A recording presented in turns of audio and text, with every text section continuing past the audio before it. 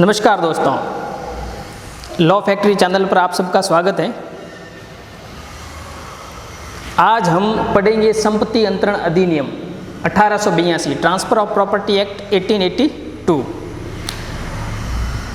इस एक्ट से शुरुआत करने की वजह ये है साथियों कि काफ़ी लोगों की ये रिक्वायरमेंट थी कि ट्रांसफ़र ऑफ प्रॉपर्टी जो एक्ट है वो काफ़ी पेचीदा एक्ट है और हर बार या तो मुख्य परीक्षा में या प्रारंभिक परीक्षा में इसमें इस प्रकार के सवाल पूछे जाते हैं इस अधिनियम से, जिनके आंसर वो इतनी आसानी से दे नहीं पाते हैं। इस वजह से मैंने इस एक्ट से शुरुआत करना उचित समझा।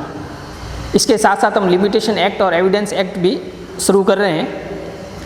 आज हम पढ़ेंगे संपत्ति अंतरण अधिनियम। साथियों देखिए, किसी भी अधिनियम को पढ़ने से पहले कुछ चीज़ें ये है जो आपको जानकारी में होनी चाहिए कि कोई एक्ट आपके समझ में नहीं आ रहा है तो किस वजह से नहीं आ रहा है, कोई डेफिनेशन क्लॉज समझ में नहीं आ रहा है तो उसकी वजह क्या है, इंटरप्रिटेशन क्लॉज को आप सही तरीके से इंटरप्रेट नहीं कर पा रहे हो, समझ नहीं पा रहे हो, उसके रीजंस क्या हैं वो जानने बहुत ज़रूरी है। अपन क्या होते हैं कि जो एक्ट होता है उस एक्ट के हिसाब से पढ़ते हैं और एक्ट में जितनी डेफिनेशन दी है उसको संपूर्ण मानते हुए चलते हैं, लेकिन दरअसल ऐसा होता नहीं है।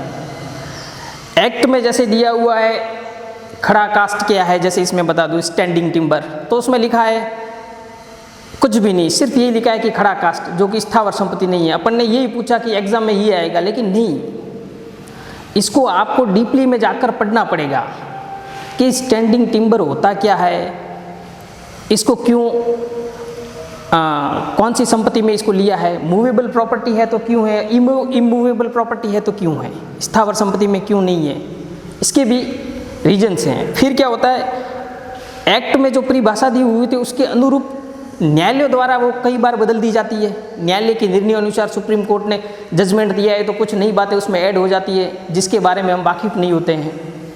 कुछ चीज़ें जब कोई मामले में सुप्रीम कोर्ट के जजेज या हाई कोर्ट के जजेज कुछ इंटरप्रेट कर देते हैं, इससे उस डेफिनेशन में थोड़ा बदलाव आ जाता है और एग्जाम्स में वही बदलाव और वही सवाल पूछे जाते हैं और अपन उसे एक्ट में ढूंढते हैं और अपन को लगता है कि ये चीज़ें एक्ट में नहीं है, इसलिए एक्ट संपूर्ण नहीं है, थोड़ा डीपली पढ़ना पड़ेगा।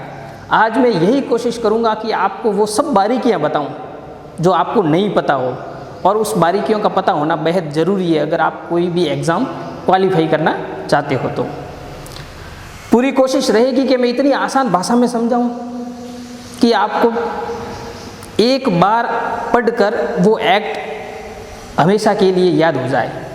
नेक्स्ट टाइम जब भी आप एक्ट खोलोगे तो आपके माइंड में वो इमेजिनेशन अपने आप आएगी कि ये सेक्शन क्या कह रहा है, ये डेफिनेशन क्लोज क्या कह रहा है।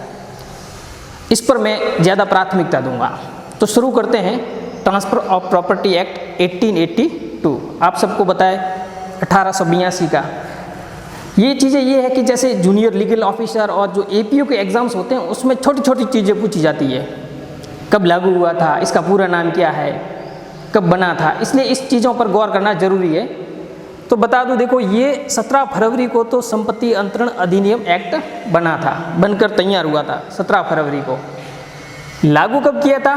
1 जुलाई को 1882 को। सब लोगों को पता है संपत्ति अंतरण अधिनियम कब लागू हुआ। बना है ये भी आपको ध्यान रखना है कि 17 फरवरी को, सबको पता होगा 17 फरवरी को बना। 14 फरवरी के बाद 17 फरवरी आती है तो आपको याद रखना है कि उसके बाद आपका दिवाला निकल गया, इन्वेस्टमेंट किया था कहीं, और इस वजह के कारण आपने फिर ये सोचा कि अब जुलाई में हम संपत्ति अंतरण अधिनियम बनाएंगे और उसके बाद उस हिसाब से चलेंगे। अब देखिए, संपत्ति अंतरण अधिनियम में आपको सबसे पहले ये संपत्ति की परिभाषा ढूंढो तो इस अधिनियम में कहीं पर भी संपत्ति की परिभाषा नहीं दी हुई है। तो फिर हम क्या मानेंगे कि संपत्ति में क्या क्या चीज़ें आती हैं और क्या क्या चीज़ें नहीं आती है। तो ये तय करता है न्याय निर्णयों पर विभिन्न विद्वानों ने, विधिवेताओं ने क्या क्या इसके बारे में राय प्रकट की है। उन सब चीज़ों से संपत्ति की डेफिनेशन अपन क्रिएट करेंगे। एक जगह सिर्फ संपत्ति की परिभाषा दी हुई है, वो है बेनामी ट्रांजैक्शन एक्ट 1988। इसके अलावा प्रॉपर्टी को कहीं पर भी डिफाइन नहीं किया हुआ है। ध्यान रखें, बेनामी ट्रांजैक्शन एक्ट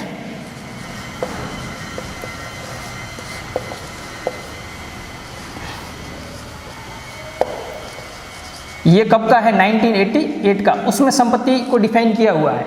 अगर आपसे इंटरव्यू, साक्षात्कार में या प्रारंभिक परीक्षा में पूछा जाए कि संपत्ति की परिभाषा कहाँ दी हुई है, तो सिर्फ बेनामी ट्रांजैक्शन एक्ट 1988 में दी हुई है। संपत्ति अंतरण अधिनियम में संपत्ति के बारे में सिर्फ स्थावर संपत्ति के बारे में, इमूवेबल प्रॉपर्टी के बारे में बताया गया है। मूवेबल प्रॉपर्टी के बारे में भी नहीं बताया गया है। बस यही बताया गया है कि इमूवेबल प्रॉपर्टी कौन सी है। तो सबसे पहले हम ऊपरी तौर पर जान लेते हैं कि संपत्ति क्या चीज़ है। तो देखिए, ऐसी चीज़ें जो रेस नलियस न हो। रेस नलियस के बारे में कहा है कि कैसी चीज़ें, रेस नलियस में क्या क्या चीज़ें आती है? सूर्य का प्रकाश, चांदनी की रोशनी, बहता पानी, शुद्ध हवा, ये रेस नलियस है। ये संपत्ति नहीं है। आप इन चीज़ों का अंतरण नहीं कर सकते, आप इन चीज़ों को ट्रांसफ़र नहीं कर सकते। दूसरे बात के तौर पर अगर मैं कहूँ तो देखो, दो भागों में, chooses in action and chooses in position. Chooses in action क्या है? जैसे कॉपीराइट हो गया, ट्रेडमार्क हो गया और पेटेंट हो गया, ये चूजेज इन एक्शन में आते हैं। अब ये संपत्ति तो है, लेकिन इनका अंतरण है वो ट्रांसफर ऑफ प्रॉपर्टी एक्ट के तहत नहीं होता। कॉपीराइट का अंतरण कॉपीराइट एक्ट के तहत होगा, ट्रेडमार्क और पेटेंट इनके अपने स्पेशल एक्ट बने हुए हैं, तो ये उस एक्ट में चले जाएंगे। टीपी के तहत इनका अंतरण नहीं होता। अब चूजेज इन पोजीशन का मतलब है कि ऐसी चीज़ जो जिस पर कब्जा किया जा सके भौतिक रूप से, भवन हो गया और गहने हो गए, तो ये सब चीज़ें क्या है? छूने व कब्जा योग्य है। तो इससे हम संपत्तियों के बारे में डिफाइन कर सकते हैं कि क्या चीज़ प्रॉपर्टी है और क्या नहीं है। अब देखिए सेक्शन 2। सेक्शन 2 में कोई इम्पोर्टेंट बात नहीं है, सिर्फ एक इम्पोर्टेंट बात है, ये लिखी हुई है कि संपत्ति अंतरण ट्रांसफर ऑफ प्रॉपर्टी एक्ट का जो अध्याय चैप्टर 2 है वो मुस्लिम विधि पर लागू नहीं होता है। मुस्लिम विधि में जो भी रूल्स बने हुए हैं उन नियमों पर ये प्रभावी नहीं होता है। वहाँ पर जो अंतरण होगा वो मुस्लिम एक्ट के अकॉर्डिंग होगा, वहाँ पर ये ट्रांसफर ऑफ प्रॉपर्टी एक्ट लागू नहीं है। ट्रांसफर ऑफ प्रॉपर्टी एक्ट भी पूरे नहीं है, सिर्फ चैप्टर 2। परीक्षा में एमपी मध्य प्रदेश के एपीयू एग्ज़ाम में पूछा था, तो ये ध्यान रखना है कि सेक्शन 2 में इम्पोर्टेंट चीज़ क्या है कि मुस्लिम विधि पर अध्याय 2 है वो इस अधिनियम का लागू नहीं होता है। अब देखिए सीधे आ जाइए सेक्शन 3 में। मैं बीच में ये कहूँगा कि अगर आपके पास बैरेक्ट होगा और एक पेन और एक नोटबुक लेके बैठे हैं, और अगर आपको लगता है कि कुछ बातें ऐसी है, देखो मैं सिर्फ वही बातें बताऊंगा जो इम्पोर्टेंट है, या तो एग्ज़ाम में पूछी गई है या पूछी जा सकती है, अदर एक्स्ट्रा चीज़ें मैं कुछ भी नहीं बताऊंगा। इसलिए मेरी बताई गई हर चीज़ बहुत ज़्यादा इम्पोर्टेंट है। अब देखिए सेक्शन 3 में क्या है? इंटरप्रिटेशन क्लॉज है, निर्वचन खंड, बहुत सबसे ज़्यादा इम्पोर्टेंट। अगर ये समझ में आ गया तो आधी ट्रांसफ़र ऑफ प्रॉपर्टी आपको वैसे ही समझ में आ जाएगी कि ये एक्ट क्या कहना चाह रहा है। इसलिए अपन इसको थोड़ा डीपली पढ़ेंगे, एक एक डेफिनेशन क्लोज को। देखो सबसे पहला इसमें लिखा हुआ है स्थावर संपत्ति के बारे में कि इमूवेबल प्रॉपर्टी क्या है।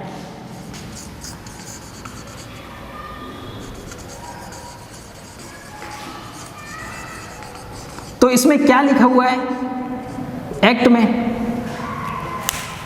कि खड़ा काष्ठ, उगती फसलें और घास नहीं है। नेगेटिव डेफिनेशन है कि ये चीज़ें नहीं है, बाकी सब चीज़ें क्या है?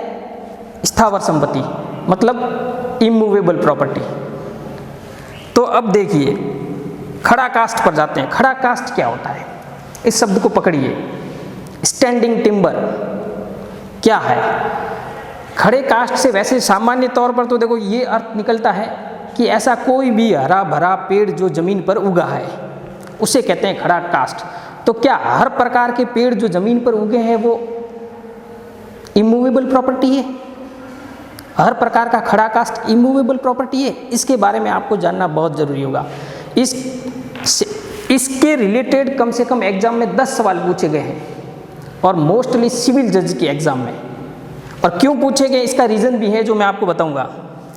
देखो तो खड़ा काष्ठ का मतलब होता है ऐसा कोई भी पेड़ जो हरा भरा है और ज़मीन पर उगा है। कौन सा पेड़ हो गया? जैसे कि सागवान, नीम, बबूल, शीशम, ये खड़ा कास्ट में आते हैं। देखो ये पेड़ आते हैं खड़ा कास्ट जो इमूवेबल प्रॉपर्टी है। क्यों आते हैं? तो आपको जो भी पेड़ है उस पर उसके उपयोग पर जाना है कि इस पेड़ का क्या उपयोग है। अब सागवान का क्या उपयोग है आप सोचिए, बबूल, शीशम इन और बम्बू, बांस, इनका उपयोग क्या है? इनको उगाया ही इसलिए जाता है ताकि इनको काट कर अलग किया जा सके और बाद में इनका उपयोग किया जा सके। सागवान खड़ा खड़ा कोई उपयोगहीन है, लेकिन जैसे ही उसको वहाँ से उसके तने से काट दिया जाता है और फिर उसका फर्नीचर बनाया जाता है तो उसका उपयोग है। तो इसका उद्देश्य और उपयोग को ध्यान रखना है। कोई भी खड़ा कास्ट है, सिर्फ दो बातों पर आपको गौर रखनी। क्या? कि उसका उपयोग क्या है उस पेड़ का और उसका उद्देश्य क्या है। तो सागवान का उपयोग क्या है? फर्नीचर बनाना। फर्नीचर कब बनेगा? जब पेड़ कटेगा। पेड़ कटते ही वहाँ से वहाँ चला गया तो ये तो चलायमान प्रॉपर्टी होगी। कैसी होगी? Movable property. तो सीधी सी बात है कि वो इमूवेबल प्रॉपर्टी नहीं है। तो इसमें क्या क्या चीज़ें आती है? देखो सागवान, नीम, बबूल, शीशम, ये सब चीज़ें आती है। और भी अगर कोई ऐसी चीज़ें आए तो आप उस पर उपयोग और उद्देश्य के बारे में गौर कर लें, आपको पता चल जाएगा कि ये मूवेबल प्रॉपर्टी है या इमूवेबल प्रॉपर्टी। अब मैं खड़ा कास्ट के कुछ ऐसे एग्जाम्पल देता हूँ जो मूवेबल प्रॉपर्टी है। सेब का पेड़, कटहल का पेड़। अब कटहल का पेड़ क्यों लगाया जाता है? इसलिए तो नहीं कि उसको काट कर अलग किया जाए। जैसे ही अगर कटहल के पेड़ को काट कर अलग कर दिया जाएगा तो उसकी उपयोगिता ही नहीं रहेगी।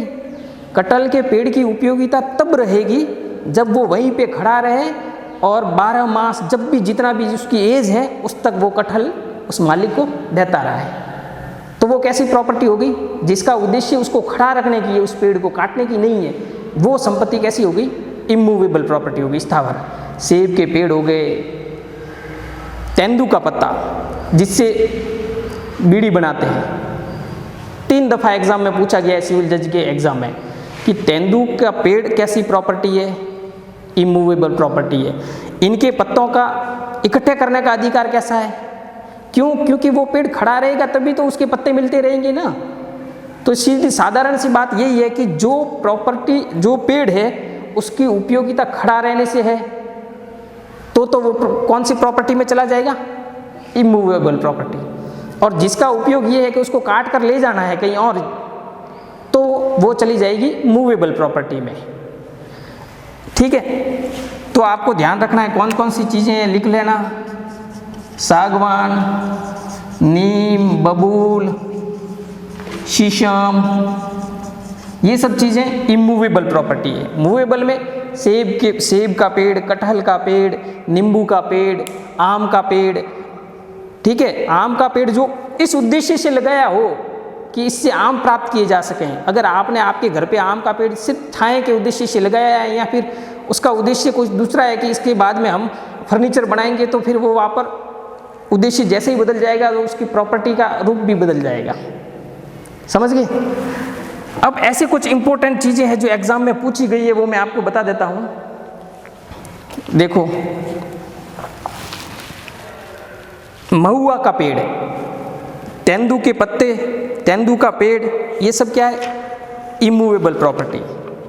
अब फिर कहते हैं उगती फसल। देखो उगती फसल, चना, अरहर और सब प्रकार की सब्जियां, भिंडी, मिर्ची, इनका उपयोग है कि वहाँ से आप ले जाएं और फिर बाद में नहीं उगाएं, फिर ले जाएं और नहीं उगाएं, तो ये चलायमान, तो मूवेबल प्रॉपर्टी है। सब्जियां हैं और उगती फसल सारी कैसी प्रॉपर्टी है? मूवेबल।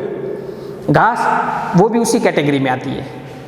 उसका उपयोग है कि वहाँ से चारा ले जाए या फिर चारा है वो घास के रूप में एक जगह से दूसरे स्थान पर कलेक्ट किया जाता है। तो एक ही जगह पर अगर घास रहेगी तो उसका उपयोग नहीं रहेगा, वो सूख जाएगी, इसलिए ये भी मूवेबल प्रॉपर्टी में है। ठीक है, अब देखो कौन कौन से एग्जाम्स में क्या क्या चीज़ें पूछी गई है और ऐसे जजमेंट के हिसाब से कौन कौन सी चीज़ें मूवेबल है और कौन कौन सी चीज़ें इमूवेबल है, कौन सी चीज़ें स्थावर है और कौन सी जंगम है, मतलब चल और अचल संपत्ति। लिख लीजिए आप। सबसे पहले मैं बता रहा हूँ इमूवेबल प्रॉपर्टी कौन कौन सी है, अचल संपत्तियाँ कौन कौन सी है। नाव चलाने का अधिकार, एक जजमेंट में बताया था कि नाव चलाने का अधिकार है वो कैसा है? Immovable property. अचल संपत्ति है। एक सीमित क्षेत्र में उस व्यक्ति का अधिकार होता है कि उस सीमित क्षेत्र में ही वो नाव चलाएगा, इस कारण इसको इमूवेबल प्रॉपर्टी में रखा। सुखाधिकार, सुखाचार का अधिकार या सुखाधिकार एक ही बात है, ईजमेंट। अब देखिए ये अचल संपत्ति है, लेकिन इसका अपवाद एक और चीज़ है। सेक्शन में अपन आगे पढ़ेंगे कि कौन सी चीज़ें अंतरित की जा सकती है, मतलब ट्रांसफ़र की जा सकती है, और कौन सी नहीं। उसमें ये सुखाचार का अधिकार है कि सुखाचार का अधिकार है वो पृथक है, यानी अलग रूप से अंतरित नहीं किया जा सकता। लेकिन ये है क्या सुखाधिकार? अचल प्रॉपर्टी है, इमूवेबल प्रॉपर्टी। वंशानुगत पद, किसी महंत का, काजी का, सेवायती का, ये वंशानुगत पद मिलते हैं। ये पुजारी था, फिर उसके बाद उसका बेटा पुजारी रहेगा, तो जो वो पद होगी, पोस्ट होगी मंदिर से संबंधित, तो वो भी क्या है? इमूवेबल प्रॉपर्टी है, अचल संपत्ति है। पेंशन व स्थायी भत्ते, बढ़ता हुआ महुआ का पेड़, मछली पकड़ने का अधिकार, इमारत, तालाब, रास्ते का अधिकार इम्पोर्टेंट है सबसे ज़्यादा। नोट, रास्ते का अधिकार भी पूछा गया है 2 से 3 दफ़ा कि कैसा ये प्रॉपर्टी है, कैसी प्रॉपर्टी है, तो कैसी प्रॉपर्टी है? इमूवेबल प्रॉपर्टी है। अब हम बात करेंगे कि विभिन्न न्यायिक निर्णयों में किन प्रॉपर्टियों को चल संपत्ति यानी मूवेबल प्रॉपर्टी माना, और विभिन्न प्रतियोगी परीक्षाओं में भी इसके बारे में पूछा गया है। तो देखिए, पूजा का अधिकार वेरी मोस्ट, पूजा का अधिकार है, उसको चल संपत्ति मूवेबल प्रॉपर्टी माना है। बाद था ईशान चौधरी बनाम मनमोहिनी दासी, लिख लीजिए ईशान चौधरी। मैं आपको बता देता हूँ, पूछा गया था ये बात, ईशान चौधरी बनाम मनमोहिनी दास।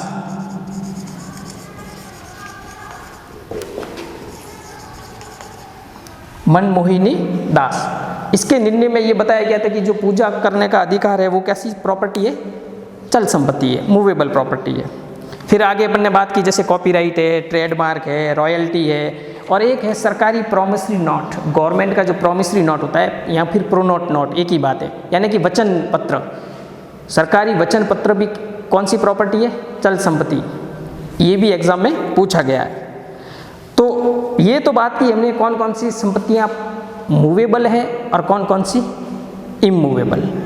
इनकी जानकारी हमें बहुत अच्छे तरीके से होनी चाहिए, और सीधी सी है कि अगर ऐसे एग्ज़ाम में कोई ऐसी प्रॉपर्टी आपके सामने आए जो आपको पता ही नहीं हो या आपने नहीं पढ़ा हो कि ये किस प्रकार की प्रॉपर्टी है, तो आप गैस कैसे लगाओगे कि उसके उपयोग और उद्देश्य पर जाइए। उपयोग और उद्देश्य से पता चल जाएगा कि उसका उपयोग एक जगह रहकर ही करना था या उससे भिन्न जगह भी उसको ले जाकर किया जा सकता था। अगर वो प्रॉपर्टी किसी दशा में वहाँ से चलायमान हो जाती है तो हो जाएगी मूवेबल प्रॉपर्टी में। अगर उसका उद्देश्य उसी जगह पर रखना ही था तो हो जाएगी इमूवेबल प्रॉपर्टी। ठीक, अब आगे है इंस्ट्रूमेंट, लिखत। लिखत क्या होती है? तो इसकी भी डेफिनेशन तो कुछ भी नहीं लिखी हुई है। लिखत की डेफिनेशन इसमें तो यही लिखा है कि अवसीयती लिखत अभिप्रेरित है, यानी ऐसी लिखत जो वसीयत नहीं है, विल नहीं है, वो लिखत है। वो कैसी है?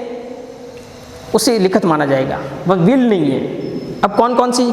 तो सिर्फ संपत्ति अंतरण अधिनियम के अंतर्गत सिर्फ 5 लिखत ऐसी होती है जो इसमें आती है। कौन कौन सी? विनिमय, बंधक, पट्टा, विक्रय और दान। ये सब चीज़ें ही इसके अंदर, इन चीज़ों के बारे में अगर कोई दस्तावेज लिखा जाता है तो वो उसका अभिप्रेत लिखत से है, विल नहीं होनी चाहिए। देखो, वसीयत के बारे में पूछा गया था कि अगर वसीयत गैर पंजीकृत हो तो क्या वो मानी जाएगी लिखत? है तो वसीयत लिखत, लेकिन ट्रांसफर ऑफ प्रॉपर्टी एक्ट में उसे लिखत नहीं माना है। क्यों?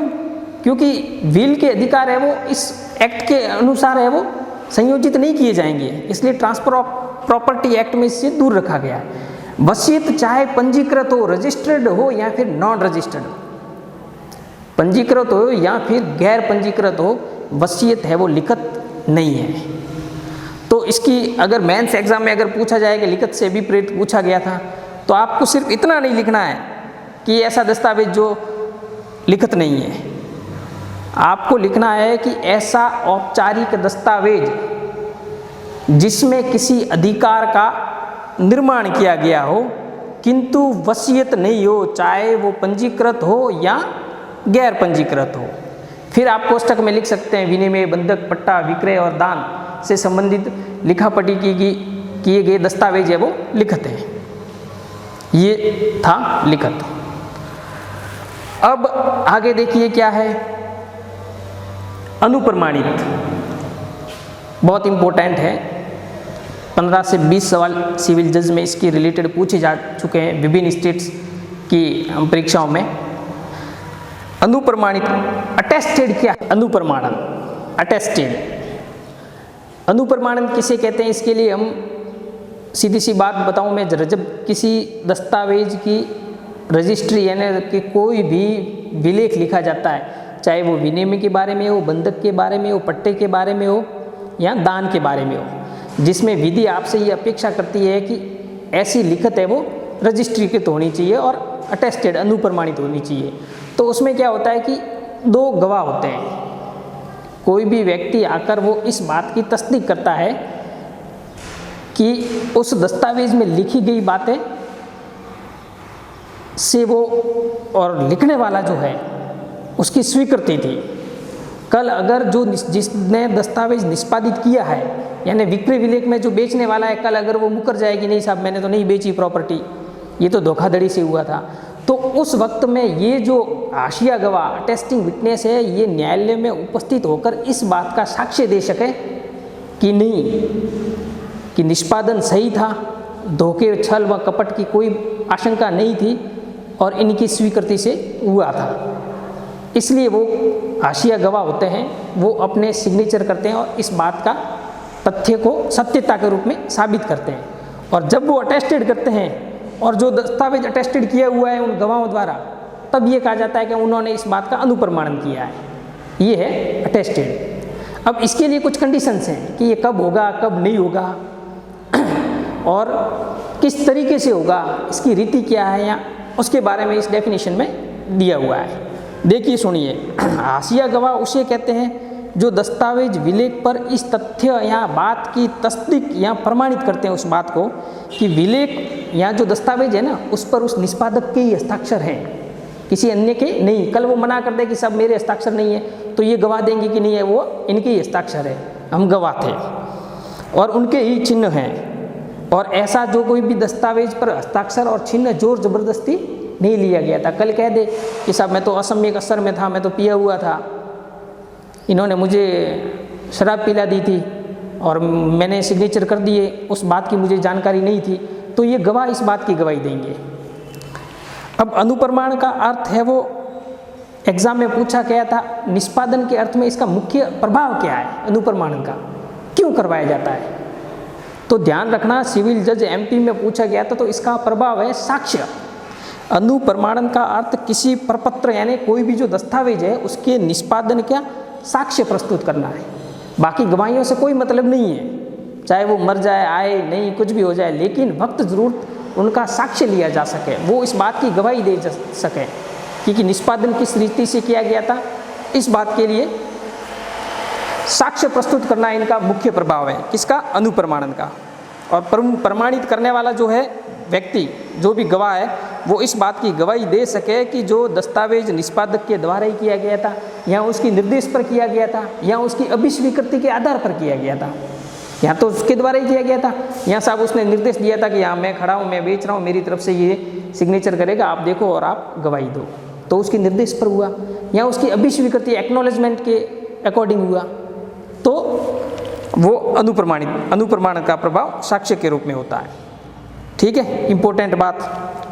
अब परिभाषा से रिलेटेड मैं कुछ बातें बता देता हूँ, आप लिख लीजिए कि अनुप्रमाणन के लिए आवश्यक तत्व क्या है, मेंस एग्जाम में पूछा चला जाए।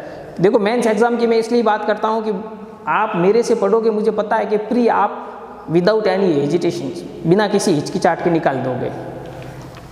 अब देखिए, अनुप्रमाणित अटेस्टेड की परिभाषा केवल गैर वसीयती दस्तावेजों से संबंधित है। समझ गए, सिर्फ गैर वसीयती दस्तावेजों तक सीमित है उसकी परिभाषा अनुप्रमाणन। यहाँ अनुप्रमाणन वसीयत में भी होता है अटेस्टेड, लेकिन ट्रांसफर ऑफ प्रॉपर्टी में वसीयत है नहीं, इसलिए यहाँ इस वसीयत जो ये लिखा हुआ है अनुप्रमाणन, इसका मतलब सिर्फ गैर वसीयती दस्तावेजों तक ही सीमित है। पूछा हुआ है एग्जाम में, 2 या 2 से अधिक साक्ष्यों का होना आवश्यक है। अब आप कहोगे कि भाई के ठीक है अनुप्रमाणित करते हैं, कितने गवाह चाहिए, तो 2 चाहिए कम से कम या 2 से अधिक। अब एक एग्जाम में पूछा था कि किसी दस्तावेज का अनुप्रमाणन होने के लिए अधिकतम साक्ष्यों की कितने अधिकतम साक्ष्यों की आवश्यकता है, बहुत सारे गलत करके आए। सवाल ही कुछ इस तरीके से पूछा था कि अधिकतम, तो डेफिनेशन में निम्नतम की बात की गई है, अधिकतम क्या है तो ये कहीं पर भी नहीं दिया गया है। मोस्टली रजिस्ट्री करवाते हैं, आप सबको पता है कि अपन 2 गवाह ले जाते हैं, किसी दिन आप 5 ले जाइए, आपको रजिस्ट्री करने वाला मना कर देगा कि नहीं इतने गवाह कैसे लाए। आप उसको कहिए अधिकतम कितने भी हो सकते हैं अकॉर्डिंग टू एक्ट, 2 से कम नहीं हो सकते। 2 से कम अगर 1 हो गया तो ऐसे में उस अनुप्रमाणन की स्थिति क्या होगी, अवैध होगी, वो अनुप्रमाणन है वो वैध नहीं होगा। तो साक्ष्यों की संख्या कम से कम 2 होनी चाहिए या 2 से अधिक कितनी भी, तो अधिकतम संख्या निर्धारित नहीं है, न्यूनतम संख्या एक्ट में निर्धारित है। एक बात ये ध्यान रखनी है। तीसरी कह रहा है कि उस गवाह द्वारा निष्पादन का देखा जाना, उस गवाह ने जो भी उसमें अटेस्टिंग विटनेस है, हाशिया गवाह है, उसने जो विलेख लिख रहा है, जैसे बेचाननामे में जो बेचान कर रहा है, विक्रय में जो विक्रय कर रहा है, सेल कर रहा है, तो उस व्यक्ति को उस गवाह ने उसका हस्ताक्षर करते हुए देखा हो या फिर उसकी उपस्थिति में किया गया हो। समझ गए, वो उपस्थित है, उसने पहले ही हस्ताक्षर कर दिए थे और वो बैठा है, उसने ये उसकी उपस्थिति में उसने स्वीकृति दे दी कि ये मेरे सिग्नेचर है और आप अटेस्टेड कीजिए, गवाह बनिए। तो उपस्थिति से मैं आपको एक केस याद आया उपस्थिति से कि एक केस था मोहम्मद हनीफ, विनायक वर्सेस मोहम्मद हनीफ का। उसमें उपस्थिति शब्द को डिफाइन किया गया और कहीं नहीं किया गया कि आखिर में ये प्रेजेंस क्या चीज़ है, उसकी उपस्थिति कहाँ तक मानी जाएगी। एक बड़े खेत में बैठे हैं और वो कहीं दूर बैठा है कि वो उपस्थित था उस खेत में। देखो मैं इस बाद में ये हुआ था विनायक वर्सेस मोहम्मद हनीफ में कि एक महिला थी, वो पदार्थ सिंह थी, पर्दे में रहती थी, तो वो अपने कमरे में बैठी थी और बाकी जो पास में एक बरामदा था दरवाजे के पास में, उस बरामदा में वो अटेस्टिंग विटनेस और अन्य लोग बैठे थे और बीच में उस बरामदे और उस रूम जो जिसमें बैठी थी उसमें कोई पर्दा वर्दा नहीं था, वो उसके अंदर बैठी थी।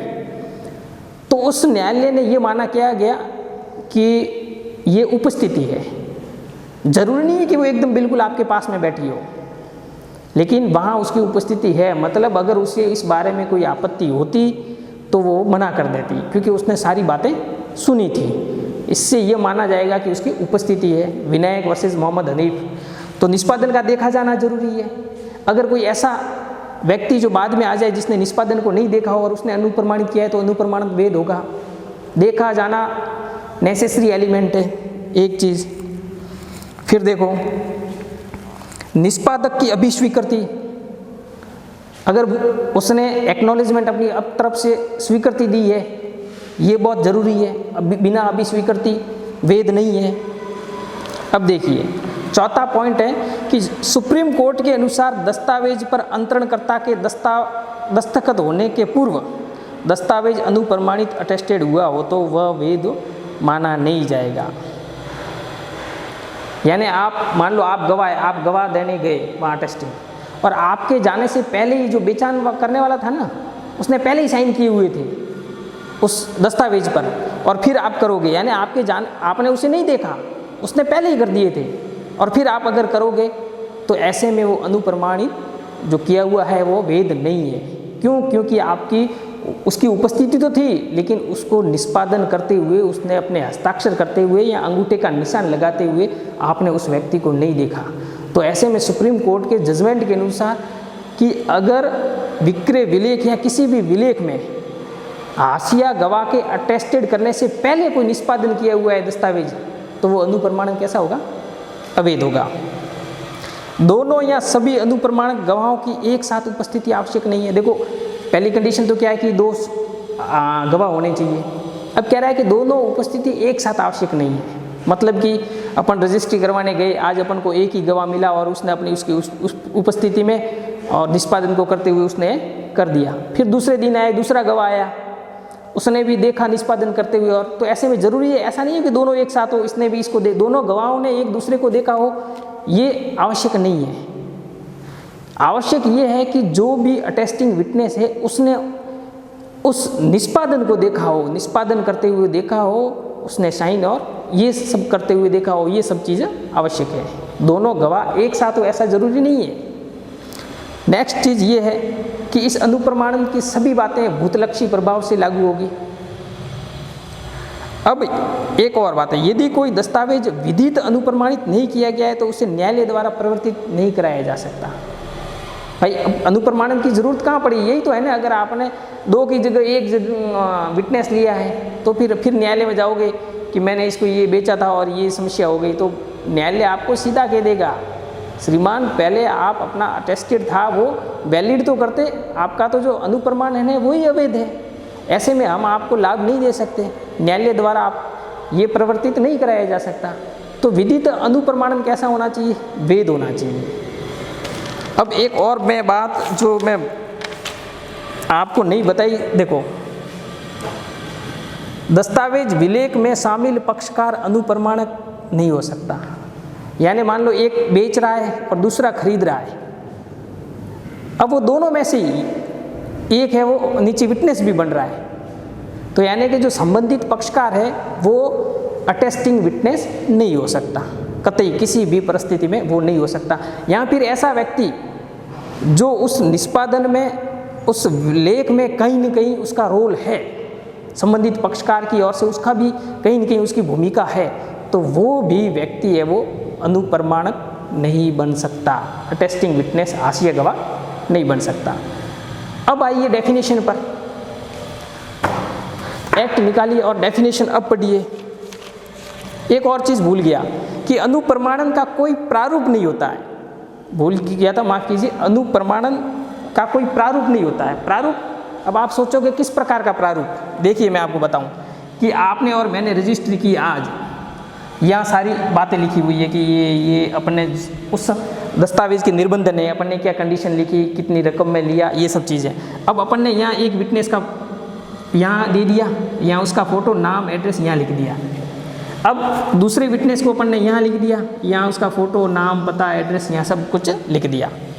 अब क्या हुआ, दूसरे दिन अपन कोई और करते हैं, ये सारी बातें लिखी गई। एक दिन अपन ने यहाँ तो देखो दोनों यहाँ लिखा था, अब नेक्स्ट डे अपन क्या करते हैं कि एक फ़ोटो यहाँ चिपकाया और यहाँ नाम लिखा, और फिर दूसरा यहाँ कर दिया फ़ोटो लगा के, फिर तीसरा मान लो है तो यहाँ कर दिया। तो ऐसा उसका कोई प्रारूप नहीं है कि भाई क्रमानुसार होंगे या इस तरीके से होंगे, या इसका कोई विशिष्ट प्रारूप है वो तय किया हुआ नहीं है। बस ये आवश्यक हो कि दो व्यक्ति अटेस्टिंग विटनेस आवश्यक हो जिनके नाम व पते लिखे हुए हो, उस पते में उन्होंने उस दस्तावेज को निष्पादन करते हुए देखा हो, कम से कम 2 साक्षी हो, निष्पादन करते हुए देखा हो, या फिर निष्पादन के निर्देश पर किया गया हो, उस व्यक्ति की अभिस्वीकृति हो।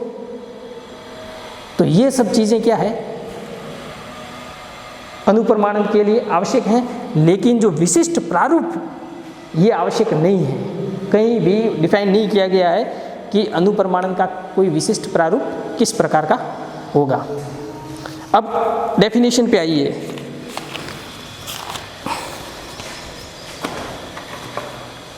हाँ देखिए डेफिनेशन में क्या लिखा हुआ है इसके, किसी लिखत के संबंध में अनुप्रमाणित से ऐसे 2 या अधिक साक्षियों द्वारा, बता दिया साक्ष्य कितने, ये न्यूनतम संख्या है, अधिकतम कितनी भी 2 या अधिक साक्ष्य होने चाहिए। आप इसको एक एक चीज़ याद रखो, कितनी, पहली कंडीशन 2 साक्ष्य होने चाहिए, और सर्वदा अभिप्रेत रहा होना समझा जाएगा। जैसे ही उन्होंने उसको अटेस्टेड किया, आज के बाद हमेशा के लिए ये माना जाएगा कि वो इस बात की अटेस्टिंग विटनेस है, हमेशा के लिए ये माना जाएगा।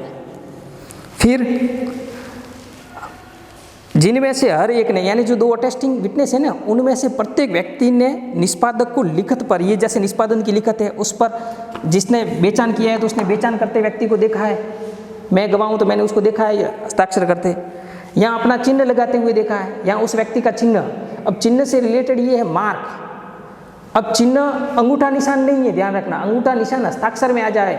मार्क यानी अगर उसने इस प्रकार का कैसा भी कोई निशान किया है अपने हस्ताक्षर की जगह, ये केस में उल्लेख किया गया था। मार्क की डेफिनेशन एक एक्ट है उसमें दी हुई है। अब देखिए,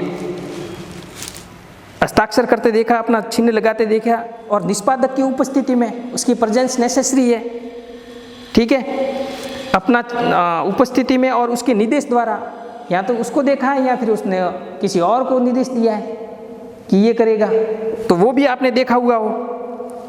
अब निष्पादक से उसके अपने हस्ताक्षर या चिन्ह की ऐसे अन्य व्यक्ति के हस्ताक्षर की अभिव्यक्ति, या वह या कोई अन्य व्यक्ति है तो उसने इस बात की क्या पाई हो, एक्नॉलेजमेंट, अभिस्वीकृति पाई हो। छोटे छोटे टुकड़ों में याद कीजिए।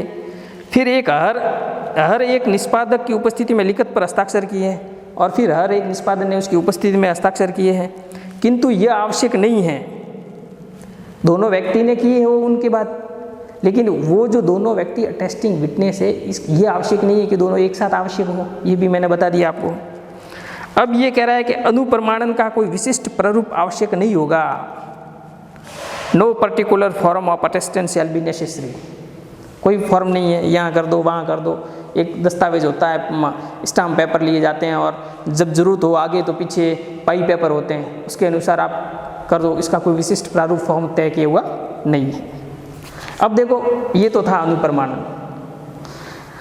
अब अनुप्रमाणित में इसका निष्पादन साबित कैसे किया जाएगा, तो भारतीय साक्ष्य अधिनियम में आ जाइए। देखिए, यदि जो आपने कोई विटनेस है या जिसने दस्तावेज का निष्पादन, यानी मैंने बेचानामा किया है और मैं मुकर जाऊं कि नहीं साहब ये तो मैंने प्रॉपर्टी बेची ही नहीं, ये तो मेरे साइन नहीं है, तो ऐसी स्थिति में अपन को कहाँ जाना पड़ेगा, साक्ष्य कैसे पेश करेंगे। तो इसके लिए मैं साथ साथ आपको बता दूं कि एविडेंस एक्ट में सेक्शन 68 क्या कहती है कि जब कम से कम एक अनुप्रमाणक साक्षी को हाजिर करना पड़ेगा और उसका परीक्षण करना पड़ेगा, और वो बताएगा कि निष्पादन लेख है वो सही दशा में किया गया था या नहीं किया गया था। ये भी कब, जब वो निष्पादक करने वाला व्यक्ति मुकर जाए तब। और अगर रजिस्ट्रेशन एक्ट के अनुसार उसकी रजिस्ट्री की गई है या विल है तो कोई ज़रूरी नहीं है अनुप्रमाणक साक्षी का। लेकिन रजिस्ट्रेशन में किया तो हुआ है रजिस्ट्री उसकी, लेकिन निष्पादक है वो मुकर जाए तब 68 कहता है। 69 क्या कहता है? 69 कहता है कि उन दोनों में से अगर कोई मिल न सके, जो दो गवाह थे वो कोई अपन ने किए थे कि भाई ये वक्त जरूरत काम आएंगे, वो तो मिले ही नहीं, मर गए, तब ऐसे कोई व्यक्ति लाने पड़ेंगे जो या तो उस गवाहों के साइन को पहचान सके, हस्तलेख को, या फिर वो जिसने निष्पादन किया है उसके हस्तलेख को। 69 ये कहता है। 70 क्या कहता है? 70 में कभी कभी निष्पादक खुद एक्सेप्ट कर देता है कि हाँ साहब ये निष्पादन से ही किया था, निष्पादक की उस निष्पादन की स्वीकृति कर देता है, ये 69 कहता है, सॉरी 70 कहता है।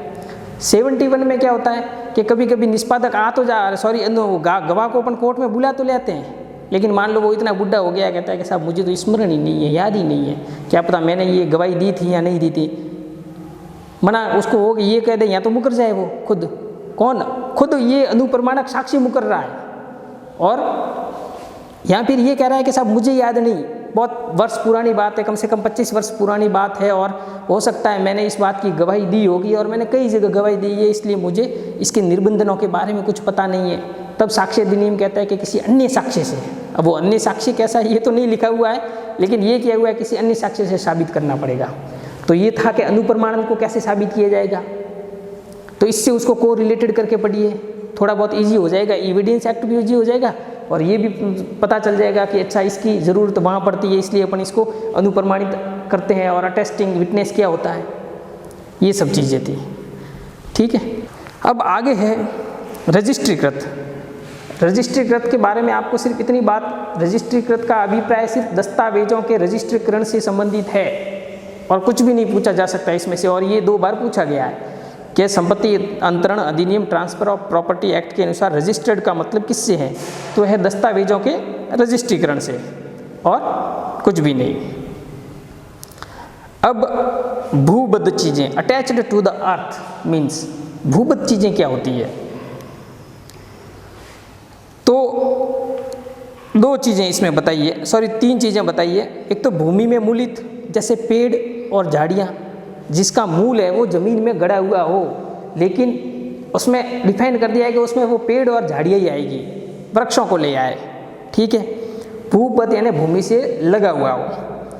अब देखो, भूमि में निविष्ट, इम्बेडेड इन द अर्थ। निविष्ट यानी कोई नींव खोद कर उसमें नींव की तरह कोई प्रॉपर्टी है वो ज़मीन में जुड़ी हुई हो, जैसे कि वॉल्स, दीवार, भवन, कोई बिल्डिंग्स, कोई निर्माण, सिनेमा घर, और सिनेमा घर के अंदर जितनी भी जो कुर्सियाँ होती है वो उसके अंदर धसी हुई होती है, और ऐसी कई चीज़ें हैं। तो ये होगी भूमि में निविष्ट। पहली है, देखो पहली भी भूमि में जड़ी हुई होती है, लेकिन वहाँ सिर्फ पेड़ और झाड़ियाँ हैं। अगर मूलित आए कि रूटेड इन द अर्थ, तो सिर्फ पेड़ और झाड़ियाँ। लेकिन अगर आ जाए इम्बेडेड इन द अर्थ, भूमि में निविष्ट, तो फिर भवन या फिर कोई दीवार, सिनेमा घर, इस प्रकार की चीज़ें। ठीक है। अब तीसरी ये चीज़ कह रहा है कि ऐसी निविष्ट वस्तु से इसलिए बद्ध की जिससे यह बद्ध है कि उसका स्थायी फायदाप्रद उपयोग किया जा सके। यानी कोई ऐसी वस्तु जो ज़मीन में तो है धसी हुई, जैसे मकान है लेकिन उसका स्थायी फायदा है कि रह रहे हैं वो, लेकिन उससे लगातार लाभ प्राप्त कर रहे हैं। ऐसी कौन सी चीज़ें जो ज़मीन में गड़ी हुई हो और उससे लगातार अपन लाभ प्राप्त कर रहे हैं। देखो, कुआं, पानी ले रहे हैं, ट्यूबवेल, नलकूप, हैंडपम्प, ये सब चीज़ें इसमें आ जाती है। ये विभिन्न वादों में दिए हुए हैं, बताया गया है कि ये सब चीज़ें हैं वो लाभप्रद हैं, जिनसे रेगुलर है वो लाभ आप बेनिफिट ले रहे हो। तो ये सब चीज़ें किस में आ जाएगी, खिड़की, नलकूप, ट्यूबवेल, हैंडपम्प, कुआं, ये सब चीज़ें आ जाएगी निविष्ट वस्तुएं जिसमें फ़ायदाप्रद उपयोग किया जा सके। Beneficial enjoyment of that to which it is attached, ये सब चीज़ें थी। अब इस ट्रांसफ़र ऑफ प्रॉपर्टी एक्ट की सबसे शानदार, सबसे ज़्यादा पूछी जाने वाली, चाहे वो प्रारंभिक परीक्षा हो, प्री हो या मुख्य परीक्षा हो, सबसे ज़्यादा सवाल किसी से पुटअप होते हैं तो वो है एक्शनेबल क्लेम, अनुयोज्य दावा। अनुयोज्य दावा क्या है पता होना चाहिए। एक्शनेबल क्लेम, देखो नाम में देखो क्या लिखा हुआ है, एक्शन, दावा, यानी ऐसा कोई क्लेम जिसके लिए आप एक्शन ले सकते हो। ठीक है, और ऐसा कोई दावा जिसके लिए अगर आप एक्शन नहीं ले सकते हो तो वो एक्शनेबल क्लेम नहीं है। इसके लिए परिभाषा में बाद में जाएंगे, मैं आपको एग्जाम्पल के तौर पे समझाता हूँ। एक्शनेबल क्लेम, अनुयोज्य दावा। अब परिभाषा बाद में देखना, एक दृष्टांत समझ लीजिए, सब कुछ समझ में आ जाएगा। परिभाषा आपको पढ़नी भी नहीं पड़ेगी। आप मेरे पास आए कुछ पैसों की मांग लेकर कि मुझे 5 लाख रुपए चाहिए और इसकी एवज में सर आप मेरा एक प्लॉट है वो भूखंड रख लीजिए, अगर मैं 5 लाख नहीं चुकाऊँ तो आप ये भूखंड आप जब्त कर लेना। मैंने 5 लाख रुपए दे दिए, अब आपने मुझे पैसे नहीं लौटाए, अब मुझे भूखंड पचा जाना चाहिए था, खा जाना चाहिए था। मैं मार्केट में गया, उस भूखंड की कीमत पता लगाई तो 3 लाख रुपए, मैंने तो दिए थे 5 लाख रुपए, कीमत डाउन हो गई। फिर मैंने क्या किया, न्यायालय का रुख किया, कोर्ट में गया तो वहाँ के फर्स्ट क्लास मजिस्ट्रेट ने मुझसे कहा कि ये आपका दावा नहीं चलेगा। मैंने पूछा क्यों नहीं चलेगा, तो उन्होंने कहा क्योंकि इसकी एवज में आपने जमानत के तौर पर भूखंड लिया है। बिल्कुल लिया है, तो क्या खा जाओ, खा जाए, आपने सिक्योरिटी ली है उसको पचा जाओ, लेकिन ये दावा नहीं चलेगा क्योंकि ये एक्शनेबल क्लेम नहीं है आपका। मैंने कहा ठीक है। यही घटना दोबारा हुई कि किसी व्यक्ति ने मेरे पास जेवरात, देखो भूखंड तो क्या था, स्थावर संपत्ति था, इमूवेबल प्रॉपर्टी। इमूवेबल प्रॉपर्टी हमेशा बंधक होती है, मैंने उसकी बंधक रखी थी। अब जेवरात लेके आया, अब चल संपत्ति हमेशा गिरवी रखी जाती है, उसने मेरे पास गिरवी रखे, वही पैसे दिए। बाद में फिर मैं न्यायालय रुक गया उस ऋण लेने के लिए।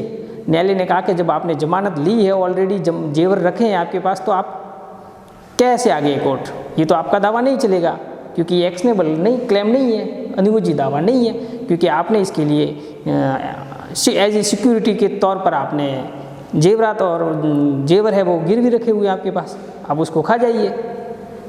खा गए क्योंकि एक्शनेबल क्लेम नहीं था, क्योंकि मैंने कोई सिक्योरिटी रखी थी। फिर मुझे समझ में आया कि अगर ऐसा कोई ऋण जो किसी सिक्योरिटी के एवज में अपन दें किसी को, तो आपको प्रतिभूति से जो सिक्योरिटी रखी है उससे ही संतुष्ट होना पड़े, भले ही आप घाटे में जाओ, क्योंकि वो एक्शनेबल क्लेम नहीं है। अगर फिर भी मुझे अगर इस प्रकार कहीं जाना हो तो मैं सिविल कोर्ट में इस एक्ट के तहत नहीं जाऊंगा, सरफाइसी एक्ट के तहत जाऊंगा। तो कुल मिला के यानी कि कोई प्रतिभूति ली हो, चाहे वो गिरवी में ली हो, गिरवी के तौर पर ली हो, या फिर बंधक के तौर पर कोई स्थावर संपत्ति ली हो, दोनों चीज़ आ गई, मूवेबल भी आ गई, इमूवेबल हो गई। एज ए सिक्योरिटी ली है और फिर आपने कोई डेब्ट दिया है, एनी डेब्ट, कोई ऋण दिया है, तो वो एक्शनेबल क्लेम नहीं है। इस बात को मुझे समझ में आ गया। अब देखिए, कोई व्यक्ति आया, उसे मैंने सादा कागज़ पर या फिर ऐसे प्रोनोट पर, प्रॉमिसरी नोट पर या वैसे ही मैंने उसको कुछ पैसे दे दिए, कोई ऋण दे दिया मैंने, लेकिन सिक्योरिटी कोई नहीं रखी। न्यायालय में गया, न्यायालय ने दावा एक्सेप्ट कर दिया और कहा कि बहुत बढ़िया, ये आपका क्लेम चलेगा, ये एक्शनेबल क्लेम है, क्योंकि इसके लिए आपने कोई सिक्योरिटी नहीं है। फिर बाद में मुझे बुलाया कि रुकिए, ये तो आपका दावा खारिज करूँगा। मैंने पूछा क्यों? क्योंकि इसमें लिमिटेशन क्रॉस कर गई। मैंने कहा कितनी हो गई? तो ये तो 4 साल हो गई, तो कितनी होनी चाहिए? 3 साल। तो ये भी ध्यान रखिए, एक्शनेबल क्लेम के लिए लिमिटेशन कितनी चाहिए? 3 वर्ष चाहिए। ये भी मुझे समझ में आ गया। अगली बार मैंने ध्यान रखा कि अगर मुझे एक्शनेबल क्लेम करना है तो विद इन लिमिटेशन 3 ईयर होनी चाहिए। अब नेक्स्ट टाइम मैंने कोई ऋण दिया किसी आदमी को 25 लाख रुपए का, बिना किसी सिक्योरिटी के, प्रतिभूति मैंने कोई नहीं ली, दिया, वसूल करने में न्यायालय गया। न्यायालय ने मुझसे लाइसेंस मांगा, किसका? मनी लैंडिंग एक्ट का या मनी लॉन्ड्रिंग एक्ट का। मैंने लाइसेंस दिया, लाइसेंस उन्होंने चेक किया, उसमें मेरे ऋण देने की जो सीमा थी वो 15 लाख रुपए थी। मैंने ऋण दिया 25 लाख रुपए का। न्यायालय ने मना कर दिया कि आपने जो एक्ट था उसके विपरीत कार्य किया है, ये आपका एक्शनेबल क्लेम तो है लेकिन अवैध है, तो ये अगर विपरीत दिया है तो क्लेम दावा नहीं चलेगा। तो फिर मुझे ये बात भी समझ में आई कि मनी लॉन्ड्रिंग एक्ट के विपरीत अगर कोई जाकर कार्य करेंगे, और भले वो सादा ऋण हो, प्रतिभूति भले ही नहीं ली हो, लेकिन अगर उसके विपरीत कार्य किया है तो वो भी एनयूजी दावा तो है लेकिन वो नहीं चलेगा। यानी एनयूजी दावा के लिए ये कंडीशन है कि आप मनी लॉन्ड्रिंग एक्ट के विपरीत नहीं जाओगे। लिमिटेशन भी मुझे समझ में आ गई, 3 साल। एक बार मैंने 5 लाख रुपए दे दिए किसी व्यक्ति को, सादा ऋण, प्रतिभूति उस वक्त भी मैंने कुछ भी नहीं ली। फिर बाद में क्या हुआ, न्यायालय में गया, जब उसने नहीं चुकाए तो न्यायालय ने कहा कि लाइसेंस बताइए। मैंने कहा मेरे पास कोई वैलिड लाइसेंस नहीं है। तो इतना बड़ा अमाउंट देने के लिए आप महाजन हो तो आपके पास लाइसेंस होना चाहिए मनी लॉन्ड्रिंग का, RBI, as per RBI ruling. मैंने कहा नहीं है। तो आपने कहा आप पैसे वापस नहीं पा सकते, एक्शनेबल क्लेम नहीं चलेगा। क्लेम तो नियोजित दावा है लेकिन वो नहीं चलेगा क्योंकि आपके पास वैध लाइसेंस नहीं है। तब मुझे पता चला कि अगर इतना बड़ा अमाउंट या इस प्रकार आरबीआई गाइडलाइन के अनुसार कोई कार्य करते हैं और अमाउंट देते हो आप, तो आपके पास लाइसेंस होना चाहिए मनी लॉन्ड्रिंग का। अब देखिए, इंटरेस्टिंग बात बताता हूँ। सब लोग मोबाइल यूज़ करते हैं, कई लोगों ने उपयोग में भी ले लिया और काम की चीज़ भी है ये। एप्लीकेशन महेंद्र सिंह धोनी आता है, ढाणी ऐप, किस्त ऐप और भी न जाने कितने सारे ऐप हैं जो आपको पैन कार्ड के नंबर डालो और आपको लोन देते हैं। लोन भी एप्लीकेशन है एक, इजी लोन, ये लोन, वो देते हैं। अब वहाँ से आपने मान लो पैसे ले लिए, आपने कोई सिक्योरिटी दी क्या? नहीं दी, बस उसने आपको पैसे दे दिए घर बैठे बैठे। कैसा, अगर वो पैसे प्राप्त करना चाहेगा तो कैसे क्लेम होगा? वो एक्शनेबल क्लेम होगा क्योंकि आपने कोई सिक्योरिटी नहीं दी। अब देखिए, वो पैसे लेने गया कोर्ट में, रियल बात, कोर्ट में कोई गया, बड़ा अमाउंट था, पहले उसने साख जमाई, 2000, 5000 लाख रुपए ले लिए। कोर्ट में गया, कोर्ट ने पूछा कि आरबीआई गाइडलाइन के आप विपरीत हो। कोर्ट ने मना कर दिया कि ये जो ढाणी, किस्त, अगर इनसे अगर आपने कोई लिया है तो वो वसूल नहीं कर सकते। क्यों नहीं? क्योंकि उनके पास लाइसेंस है, वो एज पर आरबीआई गाइडलाइन के अकॉर्डिंग नहीं था। तो यानी अगर आपने भी पैसे लिए हैं, अगर वसूल नहीं करोगे, मतलब नहीं दोगे, तो वो वसूल नहीं कर पाएंगे क्योंकि सुप्रीम कोर्ट का ये वर्डिक्ट है। मना कर दिया किस प्रकार आरबीआई है वो, और आरबीआई की गाइडलाइन है, आरबीआई ने भी साफ स्पष्ट कह दिया किस प्रकार का अगर आपने कोई लिया है तो देने वापस पे करने के लिए, भुगतान करने के लिए बाध्य नहीं हो। तो कुल मिला के बात कितनी समझ में आ गई? प्रतिभूति ऋण नहीं होना चाहिए, वही एक्शनेबल क्लेम है। कौन सी चीज़ एक्शनेबल क्लेम है और कौन सी चीज़ नहीं है? एनी डेब्ट विदाउट सिक्योरिटी, कोई भी बिना प्रतिभूति का ऋण ही एक्शनेबल क्लेम है। डेफिनेशन में एक और वर्ड लिखा हुआ है, लाभप्रद हित। मैं आपको बता दूं, एनी बेनिफिशियल इंटरेस्ट। अब बेनिफिशियल इंटरेस्ट, लाभप्रद हित क्या है? तो देखो, अब बातें लिखने की आ गई है, पेन पकड़ लीजिए, लिखिए कि बहुत इंपॉर्टेंट चीज़ें जो सिर्फ एग्जाम में पूछी गई है, सबसे इंपॉर्टेंट ये डेफिनेशन क्लोज हैं। एक्शनेबल क्लेम किस किस को तो कोर्ट ने माना है और कौन कौन से एग्जाम्स में क्या क्या सवाल आ गए वो मैं बता रहा हूँ। लाभप्रद हित किसे कहते हैं? बेनिफिशियल इंटरेस्ट क्या है? देखो, ऐसी संपत्ति में हित जो दावेदार के पास वास्तविक या परिलक्षित कब्जे में नहीं हो।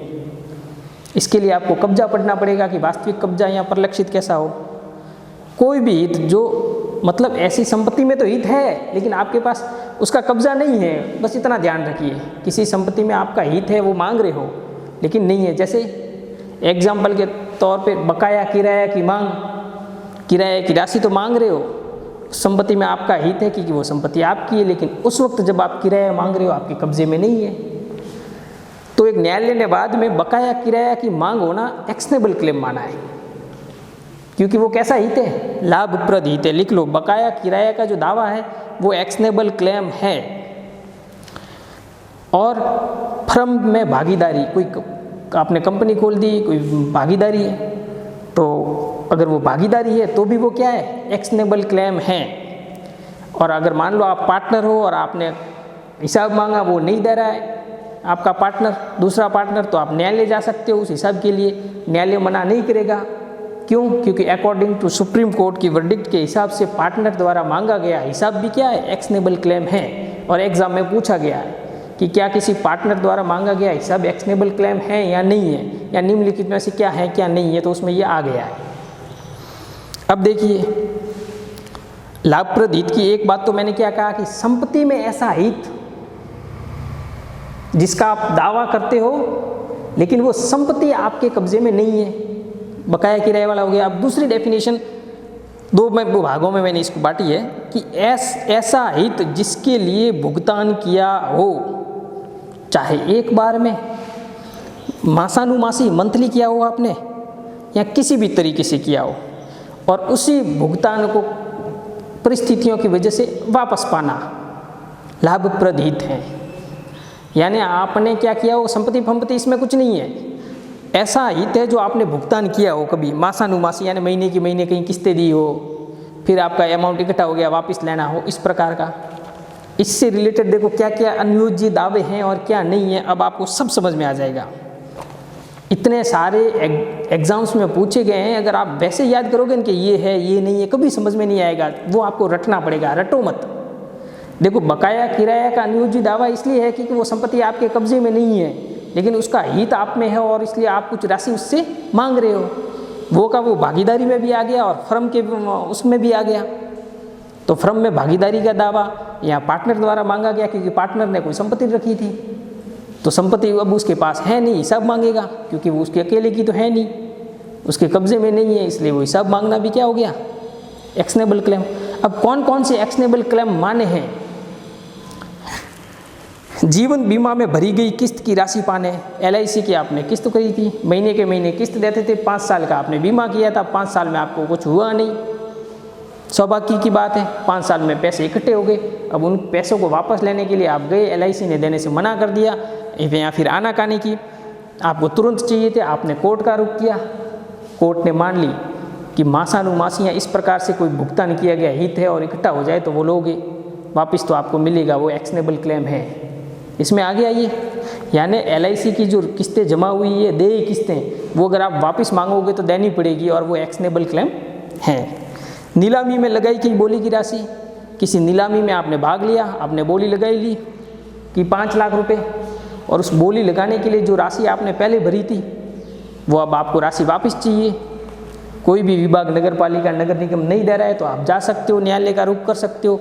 न्यायालय उसने एक्शनेबल क्लेम में ले लेगा कि नीलामी में लगी गई बोली, कब, जब बोली स्वीकार नहीं की गई हो। बोली स्वीकार की गई तो फिर कैसे देगा? बोली स्वीकार नहीं की गई हो और आपने जो राशि लगाई थी वो आपको वापस मिलेगी। तीसरा, विक्रय निरस्त होने पर जो राशि दी थी, यानी कि मैंने आपसे कोई प्लॉट खरीदा तो मैंने आपको पहले एज ए साई या कुछ 50,000 5 लाख रुपए पहले दे दिए। अब फिर किसी कारणवश या किसी बात से वो विक्रय जो आपने मुझे बेचा था वो निरस्त हो गया, तो मैंने कुछ पैसे तो आपको पहले दिए थे ना। जब भाई विक्रय ही निरस्त हो गया, प्रॉपर्टी ली ही नहीं मैंने, तो मैंने जो पैसे दिए थे वो मुझे लेने के नहीं लेने? देते हो तो ठीक है, नहीं दोगे तो एक्शनेबल क्लेम में मैं वापस ले लूँगा उसको। अगली चीज़, भविष्य निधि। हो सकता है आप भी गवर्नमेंट सर्वेंट हो या फिर आपके घर में पिताजी भाई अगर हो, उनकी पीएफ जमा होते हैं, सैलरी में से कटता है अमाउंट, जब रिटायरमेंट होते हैं तब मिलता है। तो वो कैसा, अगर गवर्नमेंट नहीं दे रही है, कभी कभी किसी सर्वेंट के रोक लेती है, तो आप न्यायालय का रुख कर सकते हो एक्शनेबल क्लेम में कि ये अनुयोजी दावा है और आपको मुझे इसको मेरी भविष्य निधि है वो दिलवानी पड़ेगी। अब निष्पादित संविदा का लाभ, ऐसी कोई संविदा जो आपने निष्पादित कर दी है और उस पर कोई लाभ ऐसा था, बकाया था, आपने और मैंने कोई संविदा की कि आप मेरे पास, मैं आपको पढ़ाऊँगा तो आप मुझे पैसे दोगे, मैंने आपको पढ़ा दिया, संविदा पूरी हो गई, आपने मुझे कुछ पैसे दे दिए थे, कुछ बाकी था, उस बकाया को मैं अगर लूँगा क्योंकि वो मेरा लाभ है और मैं उस लाभ को लेना चाहा, आपने मना कर दिया, मुकर गए, आपने कहा वकील हूँ मैं, कैसे ले लोगे ऐसे? मैं एक्शनेबल क्लेम में गया कोर्ट में, कोर्ट ने बात मान ली, क्योंकि अगर इस प्रकार का संविदा का जो लाभ, देखो 2 चीज़ें आएगी एक्शनेबल क्लेम में, इसलिए मैं कह रहा हूँ संविदा का लाभ और कैसे संविदा निष्पादित की हुई, एक्सिक्यूशन हो चुका है उसका, निष्पादित की गई हुई संविदा में लाभ जो है वो भी कैसा है, एक्शनेबल क्लेम है। भरण पोषण का बकाया धन प्राप्त करने का अधिकार, भावी भरण पोषण का नहीं, भरण पोषण की बकाया धन, यानी लॉकडाउन की वजह से आपको भरण पोषण नहीं मिल रहा है, किसी को अगर मिल रहा है तो वो इकट्ठा हुआ, तो अगर जो इकट्ठा हो गया, न्यायालय ने कहा था महीने महीने दे देंगे लेकिन नहीं दे पाया, इकट्ठा हुआ, तो जो बकाया धन है ना वो अगर आप वापस मांग करोगे न्यायालय में जाके तो एक्शनेबल क्लेम के तहत किया जा सकता है, क्योंकि वो अनुयोजी दावा है। मुस्लिम महिला का अद्दत मेहर, मुस्लिम महिला का जो अद्दत है ना, जो बकाया मेहर है, मेहर की राशि, वो भी एक्शनेबल क्लेम है। अब एक इम्पोर्टेंट है लॉटरी टिकट, लॉटरी आपने खरीदी है, लॉटरी टिकट को एक मामले में मान लिया कि लॉटरी टिकट भी क्या है, एक्शनेबल क्लेम है। अब ये सारे सवाल कम से कम 2-2, 3-3 बार एग्जाम में आ चुके हैं किसी न किसी स्टेट से, ये सारे, क्योंकि ये न्यायालय के निर्णय द्वारा प्रभावित हुए थे, इसलिए इन्हें एक्शनेबल क्लेम माना है। अब देखिए कौन कौन से एक्शनेबल क्लेम नहीं है, अनुयोजी दावा कौन कौन से नहीं है, इस पर भी गौर कीजिए। Negotiable instrument act, NIA act के तहत अगर, जैसे कि मैंने आपको कोई चेक दिया है और आप उस चेक को, आपने मुझे कोई चेक दिया और उस चेक की राशि के लिए मैं चला गया एक्शनेबल क्लेम में, मजिस्ट्रेट ने कहा था यार चेक लेके आप एक्शनेबल अनुयोजी दावा नहीं कर सकते। मैंने पूछा क्यों नहीं कर सकता, पैसे दिए मांगे, मैंने तो कोई प्रतिभूति भी नहीं ली। उन्होंने कहा कि नेगोशिएबल इंस्ट्रूमेंट में अनुयोजी दावा नहीं है। मैंने पूछा क्यों नहीं है, क्या बताया, क्योंकि NIA एक्ट बना हुआ है, आप उस एक्ट में जाइए, अगर आप यहाँ आ गए तो NIA एक्ट में जो भी बातें हैं उसका फ़ायदा नहीं उठा पाओगे। इसलिए अगर NIA से संबंधित बातें हैं तो वो NIA एक्ट में जाना पड़ेगा। प्रॉमिसरी नोट हो गया, बिल ऑफ एक्सचेंज विनिमय हो गया, ये हुंडी, चेक, प्रोनोट, इस पर अगर कोई दिया है ऋण और अपन लेना है तो वो एक्शनेबल क्लेम नहीं है, क्योंकि ये देखो ये कैसा है, नेगोशिएबल इंस्ट्रूमेंट है, प्राक्रम में लिखित है और इसके लिए अलग से अधिनियम बना गया है, इसलिए संपत्ति अंतरण अधिनियम में वो इसमें हस्तक्षेप नहीं करेगा। आप सीधा NIA एक्ट के तहत जाइए।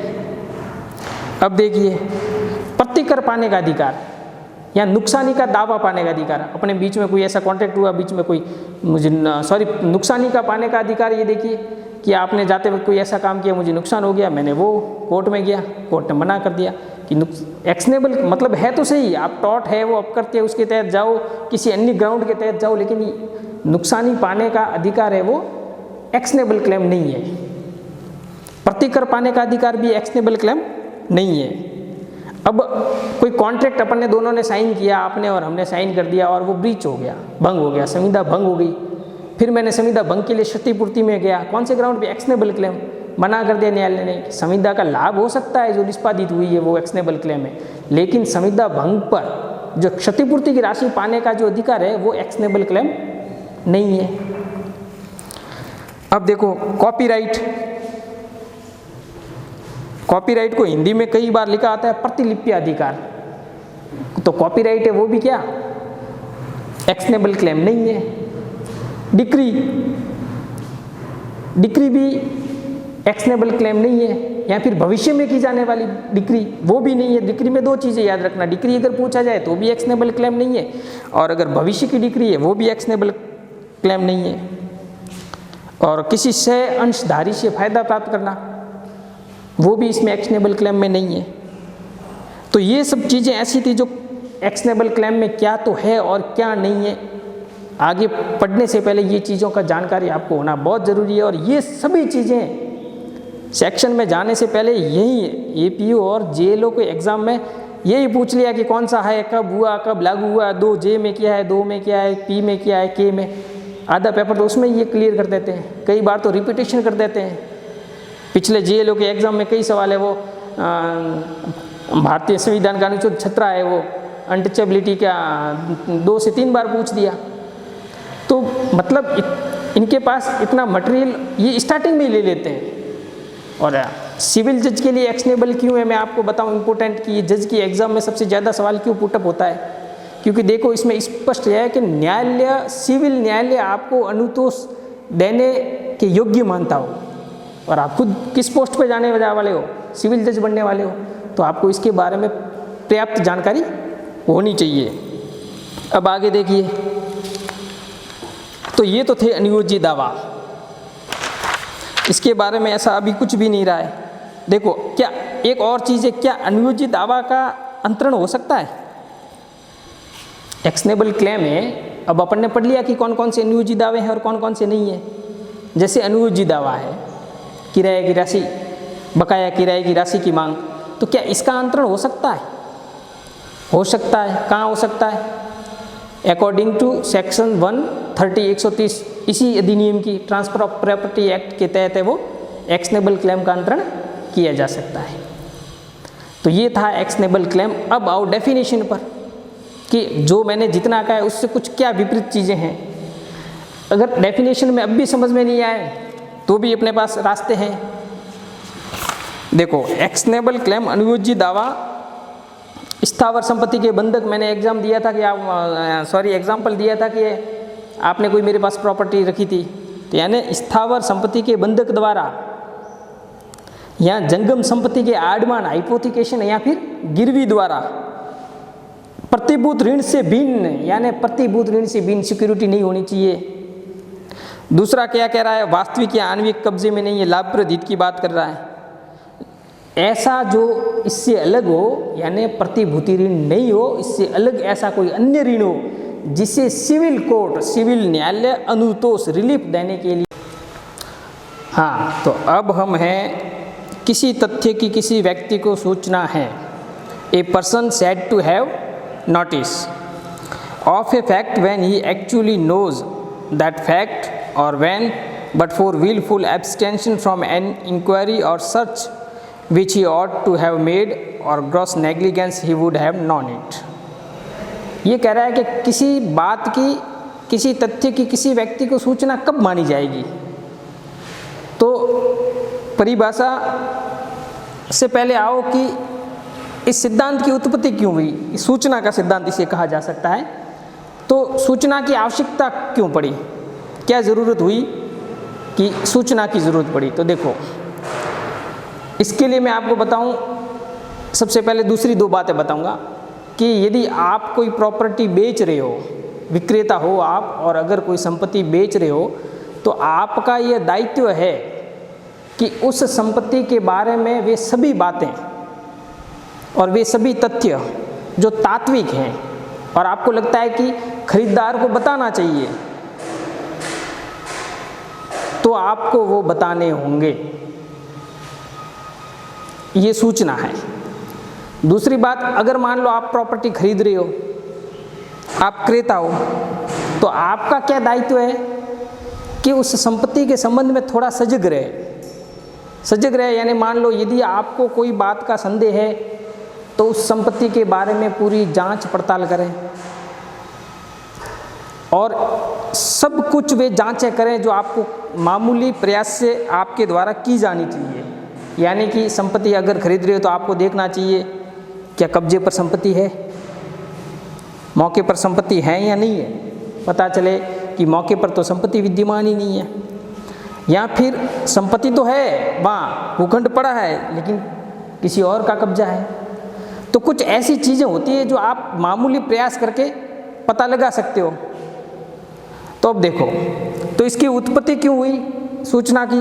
क्रेता यानी जो खरीदार है उसके हितों की रक्षा करने के लिए, कि भाई क्रेता के साथ गलत सूचना या सूचना न देने के अभाव में उसके साथ कोई ठगी नहीं हो जाए, धोखा, छल या कपट नहीं हो जाए। कई बार कोई किसी व्यक्ति को ये कह देता है कि मेरा वहाँ पर कोई भूखंड है और आप ले लीजिए, फिर पता चलता है कि भूखंड वहाँ न होकर कहीं और था, तो उसने मतलब उसका दायित्व नहीं निभाया, उसने पर्याप्त सूचना नहीं दी, तो क्रेता ठगा गया। इसलिए ये नियम है कि सूचना देनी पड़ेगी। दूसरा ये है कि उसने कह तो दिया, यानी विक्रेता बेचने वाले ने उसको कह दिया कि वहाँ संपत्ति है जो कि सबके कब्जे में है, लेकिन खरीदार ने ये पता नहीं किया कि भाई सब व्यक्ति कौन है, उसके कब्जे में क्यों है, क्या उसके पास बंधक है या फिर उसको बेच दी है। तो ये खरीदार का दायित्व होता है कि वह थोड़ी सावधानी बरते, सम्यक सतर्कता के साथ ये पता लगाए। अगर वो संपत्ति खरीद रहा है तो पता लगाना होगा कि उस संपत्ति पर किसका कब्जा है, सब क्यों काबिज है, तो वो उसको स्वयं को पता लगाना। अगर उसने सीधी सूचना दे दी है कि उस व्यक्ति के पास कब्जा है। अब देखो, सूचना का मतलब होता है सत्यता का ज्ञान। क्या आपको उस बात की सूचना थी, यानी कि क्या उस बात की आपको सत्यता का ज्ञान था, आपको ये पता था कि ये बात सही है, सच की जानकारी थी या नहीं थी। अब सूचना दो प्रकार की होती है, एक तो एक्चुअल नोटिस, वास्तविक सूचना, और कंस्ट्रक्टिव नोटिस, परिलक्षित, हिंदी में परिलक्षित सूचना। खूब पूछे गए सवाल। तो वास्तविक सूचना क्या है? तथ्यों की वास्तविक जानकारी संबंधित पक्षकारों को होती है। यानी ऐसे तथ्यों की जानकारी जो संबंधित पक्षकार कौन? क्रेता और विक्रेता जो पक्षकार हैं, यानी जो भी समय व्यवहार कर रहे हैं उसके दो मुख्य पक्षकार होते हैं। उन दोनों पक्षकारों द्वारा एक दूसरे को वास्तविक जानकारी बताना क्या है? वास्तविक सूचना है। यानी मैं आपको कोई प्रॉपर्टी बेच रहा हूँ तो मेरा ये दायित्व है कि मैं आपको वास्तविक सूचना दूँ कि देखो उस प्रॉपर्टी को मैंने बैंक में उसके कागजात कर रखे हैं और कुछ लोन ले रखा है। तो ये मेरी दायित्व है कि मैं आपको सूचना दूँ, और मैंने वो वास्तविक तथ्य आपको बता दिए, तो वो कैसी सूचना हुई? वास्तविक सूचना हुई। और मैंने आपको कहा कि मैं आपके नाम करवा दूंगा, चलो प्रॉपर्टी, और फिर कहा कि उस डॉक्यूमेंट के दिखाओ, तो डॉक्यूमेंट तो बैंक के पास से दिखा देंगे।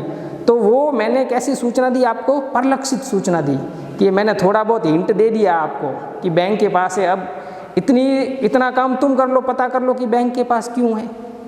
उसी से पूछ लो कि भाई बैंक के पास क्यों है, क्या आपने उस संपत्ति के बाबत कोई लोन ले रखा है? तो ये सूचना देखो, वास्तविक सूचना के 3 तत्व होते हैं। इसको प्रत्यक्ष सूचना कहते हैं। अगर सीधी सूचना बता दी कि देखो प्लॉट तो ले रहे हो लेकिन उस पर किसी 4-5 लोगों ने कब्जा कर रखा है, आपको वो कब्जा हटाना करना ये आपकी जिम्मेदारी है। अगर ऐसी बात खरीदार को कह दी और खरीदार को पहले से पता है उस क्रेता को, तो ये आपने उसको प्रत्यक्ष सूचना दे दी। अब वो जाने, वो भुगतेगा। अब देखो 3 तत्व क्या है? सबसे पहले आपको प्रत्यक्ष ज्ञान होना चाहिए, डेफिनेट इन्फॉर्मेशन। प्रत्यक्ष ज्ञान सीधी तौर पर की गई बातें, डायरेक्ट बताई हुई। संव्यवहार ट्रांजैक्शन करने से पहले उस संपत्ति के बारे में जितनी मुख पर उसके जो बातें बताइए वो है निश्चित ज्ञान। दूसरी बात ये हो तो कैसी सूचना है? वास्तविक सूचना है। दूसरी है निश्चित ज्ञान किसी ऐसे व्यक्ति द्वारा दिया जाए। देखो जो भी वो ज्ञान बताएगा ना, जो बातें उस संपत्ति के बाबत, वो किसी ऐसे व्यक्ति द्वारा दिया जाएगा या ऐसे व्यक्ति द्वारा वो बातें बताई जाएगी, और ऐसे व्यक्ति को बताई जाएगी जो संपत्ति में हित रखते हैं। मतलब क्रेता विक्रेता को बताएगा ऐसे व्यक्ति द्वारा, और ऐसे व्यक्ति को यानी ऐसे व्यक्ति द्वारा यानी जो विक्रेता है उसके द्वारा बताई जाएगी, और ऐसे व्यक्ति को जो खरीद रहा है यानी विक्रेता द्वारा क्रेता को बताई जाएगी। ये क्यों है? देखो कई मामले ये ऐसे हुए न्यायालय में कि सूचना विक्रेता ने नहीं दी, क्रेता को सूचना विक्रेता ने नहीं। जैसे मैंने कहा कि मेरे घर के पास एक प्लॉट है, आओ मेरा खुद का है, मैं आपको दिखाता हूँ। मैं आपको लेके आ गया कि आप देखो ये प्लॉट शानदार है, बढ़िया है। मैं थोड़ा इधर गया तो मेरे पड़ोसी ने आपको भड़का दिया, अरे कहाँ आ गए आप, यहाँ नहीं ले सकते, यहाँ ये समस्या है, यहाँ बरसात का नाला है, पानी आता है, ये है वो है। अब फिर भी आपने प्लॉट ले लिया, ठीक है। अब फिर बाद में आप जाते हो कि साहब ये तो नाला है, और मैं कहूँ कि आपको पड़ोसी ने सूचना दी थी इस बात की, तो क्या वो सूचना मानी जाएगी? नहीं। सूचना उसी व्यक्ति द्वारा दी हुई मानी जाएगी जिस व्यक्ति को देनी चाहिए, और देगा कौन? जिसका संपत्ति में हित है। बेच रहा है तो बेचने वाला देगा। किसी अन्य व्यक्ति द्वारा दी गई सूचना है वो सूचना नहीं मानी जाएगी। संपत्ति में हित रखने वाले व्यक्ति द्वारा ही, बेच रहा है तो बेचने वाला ही देगा उस संपत्ति के बारे में सूचना। तो वो अब आगे देखो, यानी by same party to same party, ठीक है। ये तो हो गई वो बात। यहाँ फिर दी तो बेचने वाले नहीं है, लेकिन जो खरीद रहा है उसको नहीं दी है, उसके साथ एक दोस्त आया है उसको दे दी, तो भी ये कॉम्बिनेशन नहीं बैठा। यानी by same party to same party होना चाहिए। बेचने वाला खरीदार को देगा, कोई दूसरा नहीं दे सकता खरीदार को सूचना। अगर दूसरा व्यक्ति खरीदार को सूचना देगा तो भी वो सूचना नहीं है। अगर बेचने वाला दे रहा है विक्रेता, तो वो खरीदार को देनी चाहिए। अगर विक्रेता क्रेता के साथ कोई अन्य मित्र आया है उसको सूचना दे रहा है उस संपत्ति के बाबत किसी तात्विक तथ्यों की, तो वो भी सूचना नहीं मानी जाएगी। संपत्ति में जो ट्रांजैक्शन कर रहा है उन दोनों पक्षों के बीच में ही होनी चाहिए सूचना। अब ये कह रहा है तीसरा इसका तत्व ये होता है कि ज्ञान उसी संव्यवहार से मिलना चाहिए, सेम ट्रांजैक्शन उसी संव्यवहार से मिलना चाहिए, मतलब सेम ट्रांजैक्शन। इसके लिए मैं आपको एक उदाहरण समझाता हूँ। मैं मेरे मित्र के साथ कहीं जा रहा था, तो मेरे मित्र ने एक बात कही मुझे कि मेरे पास एक भूखंड है यार, कुछ लोगों ने उस पर कब्जा कर रखा है और मुझे उस भूखंड को, उस प्लॉट को निकालना है और मुझे पैसे लेने हैं। उस प्लॉट पर लोगों ने कब्जा कर रखा है। उसने मुझे ये बातें कही, मैंने सुनी। फिर उसके अगले दिन ही उसने अखबार में एक विज्ञापन, एडवर्टाइजमेंट छपवा दी कि भूखंड बिका हुआ है, निम्न निम्न जगह पर है। 10 दिन बाद मैंने ही वो भूखंड खरीद लिया। मैंने उससे पूछा कोई दिक्कत? उसने कहा नहीं ले लो, बढ़िया है, शानदार प्लॉट है। अब जब मैं प्लॉट लेने पहुंचा तो मुझे पता चला कि उस प्लॉट पर किसी अन्य व्यक्तियों का कब्जा है। मैं कोर्ट गया विक्रय को निरस्त करवाने कि साहब जो मैंने प्लॉट खरीदा है उसको निरस्त किया जाए। मुझे उस संपत्ति के बाबत वास्तविक जानकारी नहीं दी गई और नई वास्तविक सूचना दी गई।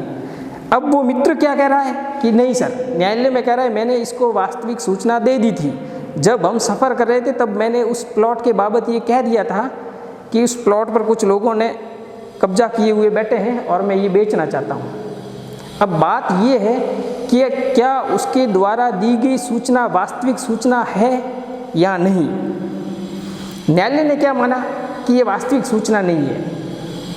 सूचना तब ही देनी चाहिए जब उन दोनों के बीच में संव्यवहार उत्पन्न हो, यानी वो क्रेता बने और वो विक्रेता बने। लेकिन जब उसने उसको सूचना दी तब उनके बीच में ऐसा कोई व्यवहार नहीं था, न उसके बेचने का मूड उसके था, लेकिन उस व्यक्ति के खरीदने का कोई मूड नहीं था। वो उसने अखबार में इश्तेहार दिया, फिर अगले दिन उसके पास आया और उसने कहा कि मुझे खरीदना है, तब जाके संबंध स्थापित हुआ विक्रेता और क्रेता का, तब ये सूचना दी जानी चाहिए थी। इससे पहले उसने कही होगी बातें, हो सकता है उसने ध्यान नहीं दिया हो क्योंकि उस वक्त उसके खरीदने की इच्छा नहीं थी। तो कहने का मतलब है सेम ट्रांजैक्शन में ही सूचना, जब संबंध स्थापित हो, दोनों पार्टियों के बीच में ये बात हो कि मैं ये संपत्ति बेचना चाह रहा हूँ और आप ये खरीदना चाह रहे हो, तब वास्तविक सूचना देनी पड़ेगी। ऐसा नहीं है कि आपने यूं ही राह चलते किसी को कह दिया कि यार उस प्लॉट पर कब्जा है और फिर बाद में वो 6 महीने बाद खरीदे तो उसको कहो कि देखो मैंने 6 महीने पहले तुम्हें बताया था कि उस प्लॉट पर कब्जा है, फिर भी तुमने खरीद लिया तो मैं क्या करूं। ऐसा नहीं हो सकता। अब ये तो क्या हुआ कि ट्रांजैक्शन से पहले की गई बातें, मतलब उनके बीच में संबंध स्थापित नहीं हुआ और पहले बताई। अब एक बात, ये एक एग्जाम्पल और है, मैंने मेरे मित्र से, उसने मकान दिखाया कि आओ सर एक मकान दिखाते हैं, मैंने कहा चलिए। उसने शानदार मकान दिखाया, बिल्कुल क्या रंग पुताई की हुई चमक रहा था। उसने और कोई विशेष बातें उसके बाद पूछा, उसने नहीं बताई। मैंने वो मकान खरीद लिया। अब देखो मकान जैसे ही खरीद लिया, उसको पैसे दे दिए, सारी रजिस्ट्री हो गई। अब उसके बाद वो मुझे क्या कहता है कि सर हाँ, कि आपको पता है कि वो मकान तो कच्चे गारा का बना हुआ है, कच्चे गारे का। मैंने कहा अरे भाई तू ये सूचना, ये तो आप पहले देनी चाहिए। तो ये क्या सूचना सेम ट्रांजैक्शन में दी हुई मानी जाएगी? जवाब क्या होगा? नहीं, ये सूचना उस वक्त दी है जब ट्रांजैक्शन, मतलब उनका संबंध क्रेता और विक्रेता का तो क्या हो गया था, खत्म हो गया था, उसने खरीद ली थी। तो उसके बाद भी सूचना दी गई, वास्तविक सूचना नहीं मानी जाती।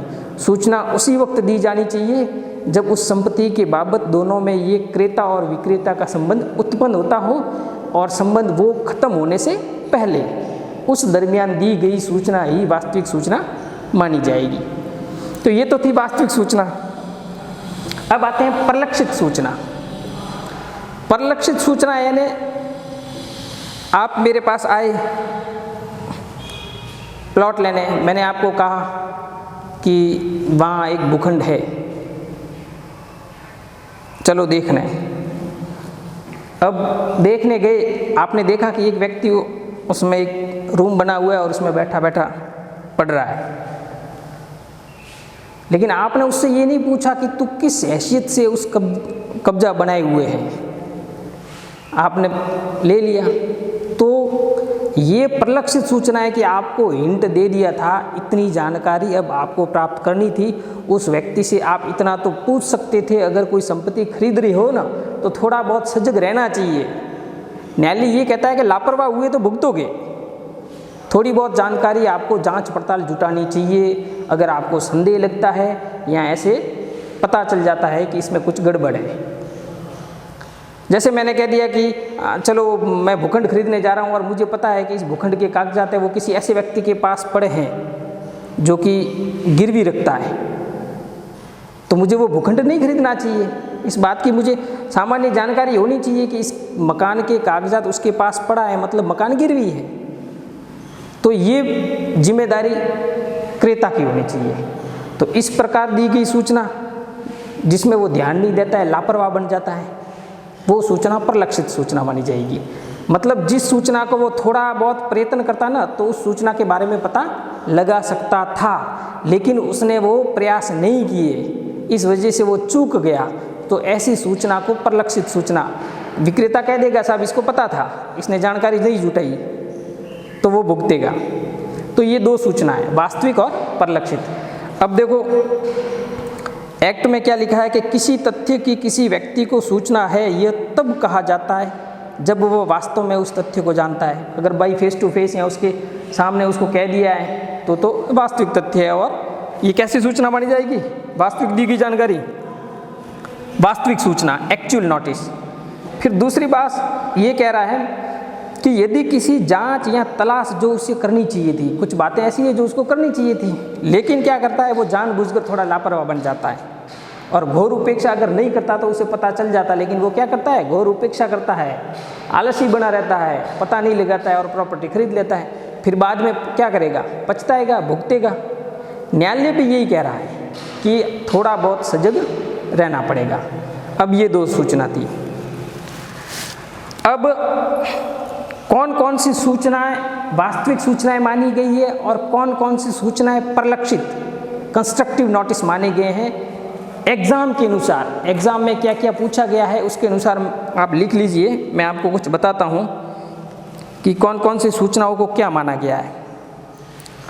देखो, परिलक्षित सूचना, वास्तविक सूचना तो जो वास्तविक दी गई है, परिलक्षित सूचना के कुछ कंस्ट्रक्टिव नोटिस के कुछ एग्जाम्स में पूछे गए हैं। कब्जा और वास्तविक कब्जा, जैसे उस रूम में गए तो वो व्यक्ति बैठा था तो उसका कब्जा था, तो उसको परिलक्षित सूचना तो थी ना कि जो भूखंड में खरीदने जा रहा हूँ उस भूखंड पर किसी अन्य व्यक्ति का कब्जा है। तो अगर वो थोड़ी और जानकारी लगाता तो पता लगा लेता, लेकिन उसने ऐसी थोड़े प्रयास नहीं किए, तो यानी कि उसको इस बात की परिलक्षित सूचना तो वास्तविक तो नहीं थी। डायरेक्टली उस बेचने वाले ने भी नहीं कहा कि देखो दूसरे का कब्जा है, लेकिन उसने वो दिखा दिया कि देखो यार इसका कब्जा है। अब उसको जानकारी करनी थी, नहीं की, तो इस प्रकार की सूचना परिलक्षित सूचना हो गई। रजिस्ट्री या पंजीकरण, आप कोई प्रॉपर्टी खरीदने जा रहे हो और आपको पता है कि उस प्रॉपर्टी की तो पहले ही रजिस्ट्री हो चुकी है, तो वो कैसी सूचना हुई। और रजिस्ट्री हो चुकी है उसके बावजूद आप कर रहे हो, फिर आपके विरुद्ध वो फर्जी रजिस्ट्री कर रहा है सामने वाला, आपको पता है फिर भी आप खरीद रहे हो, तो इसका मतलब है आपको जानकारी लगानी थी कि वो रजिस्ट्री है वो किस बात की हुई थी, क्या उसी भूखंड की हुई थी, अन्य भूखंड की हुई थी, इतना पता लगा लेते जब आप इन्वेस्टमेंट कर रहे हो। तो रजिस्ट्री या पंजीकरण वो भी परिलक्षित कंस्ट्रक्टिव नोटिस है। एजेंट को दी गई सूचना भी, किसी तथ्य के बारे में घोर उपेक्षा करना परिलक्षित सूचना है, और लापरवाही भी परिलक्षित सूचना है। ये तो थी परिलक्षित सूचना, अपने डेफिनेशन पढ़ी। अब है स्पष्टीकरण। देखो, स्पष्टीकरण में जहाँ की स्थावर संपत्ति से संबंधित, यानी अगर प्रॉपर्टी इमूवेबल हो और उससे संबंधित कोई भी ट्रांजैक्शन अटेस्ट रजिस्ट्रीकरण किया हुआ विधि द्वारा अपेक्षित है। विधि ये कहती है कि इस इमूवेबल प्रॉपर्टी के लिए आपको रजिस्ट्री करनी पड़ेगी, और वहाँ रजिस्ट्रीकृत लिखित द्वारा किया गया है, और रजिस्ट्रीकृत द्वारा लिखित भी किया गया है, तो वहाँ यह समझा जाएगा कि ऐसे व्यक्ति को जो ऐसी संपत्ति को या ऐसी संपत्ति के किसी भाग या ऐसी संपत्ति में किसी अंश या हित को अर्जित कर रहा है, ऐसी लिखित की सूचना उसे उस तारीख से है जिस तारीख को रजिस्ट्रेशन हुआ है। यहाँ तक रुक जाइए। देखिए, अब ये कह रहा है कि अगर किसी संपत्ति के बाबत कोई रजिस्ट्री हो चुकी है, रजिस्ट्रेशन, और विधि भी यही कहती है कि इस प्रकार की संपत्ति का रजिस्ट्रेशन होना चाहिए, और वो संपत्ति अगर आप खरीद रहे हो जिसका पहले रजिस्ट्रेशन हो चुका है, तो रजिस्ट्रेशन की सूचना कब मानी जाएगी। फिर आप ये नहीं कह सकते कि साहब मैंने को तो खरीद ली, मुझे तो उस रजिस्ट्रेशन के बारे में कोई सूचना नहीं थी कि पहले से ऑलरेडी कोई रजिस्ट्री हो चुकी थी, मैं तो वहाँ गया था। तो रजिस्ट्रेशन की सूचना कब मानी जाएगी, ये है तो कि रजिस्ट्रेशन की तारीख को, यानी कि देखो कोई संपत्ति है वो मैंने ए को पहले रजिस्ट्री करके बेच दी 7 तारीख को, ठीक है। अब मैं 15 तारीख को आपको वही प्रॉपर्टी है वो दोबारा बेच रहा हूँ, ठीक है। जैसे मैंने ए को तो बंधक की थी तो उसकी रजिस्ट्री मैंने कर दी, अब वही प्रॉपर्टी मैं आपको पूर्णतया बेच रहा हूँ, विक्रय कर रहा हूँ, तो आपकी ये जिम्मेदारी है कि जो चीज़ रजिस्ट्री हुई है वहाँ रजिस्ट्रार कार्यालय में जाके देखो उस तारीख या उस संपत्ति के बारे में पूरा विवरण कि क्या वो किसी और ने पहले खरीदी हुई नहीं है, या वो संपत्ति किसी पट्टे पर दी हुई नहीं है, बंधक तो नहीं है। अगर ऐसा रजिस्ट्रीकरण किया हुआ होना चाहिए विधि द्वारा, और अगर मान लो आप जांच पड़ताल नहीं करते हो और आप वैसे ही खरीद लेते हो, फिर आपको पता चलता है कि वो संपत्ति तो ऑलरेडी रजिस्ट्री के माध्यम से किसी व्यक्ति ने पट्टे पर दी हुई थी किसी व्यक्ति को, तो ये माना जाएगा कि आपको उस रजिस्ट्री की सूचना थी, और कौन सी तारीख से थी, जिस तारीख को रजिस्ट्री हुई थी। और अगर मान लो आपने पहले रजिस्ट्री करवाई है और दूसरे व्यक्ति ने बाद में करवाई है, तो दूसरे व्यक्ति के लिए ये नियम लागू हो जाएगा कि दूसरे व्यक्ति को आपके रजिस्ट्री के बारे में सूचना थी तो उसका अधिकार चला जाएगा। यानी जिस व्यक्ति ने बाद में रजिस्ट्री करवाई है उसको ये पता करना होगा उस संपत्ति के बारे में, ये कह रहा है। अब दूसरा आ गया हो, तो रजिस्ट्रेशन की सूचना कब से मानी जाएगी? रजिस्ट्री की तारीख से। अब ये आगे कह रहा है कि जिस तारीख जहाँ की एक ही उप जिले में सब संपत्ति स्थित नहीं है, एक ही उप जिला मतलब आप मान लो किसी तहसील में, उप जिला मतलब तहसील, किसी तहसील में रह रहे हो और आप 2-3 संपत्तियाँ खरीद रहे हो एक साथ ही, लेकिन एक संपत्ति तो जिस तहसील में रह रहे हो वहाँ है और एक संपत्ति है वो किसी अन्य उसी जिले की किसी अन्य तहसील में है, तो आप पता कैसे लगाओगे अगर एक साथ कर रहे हो?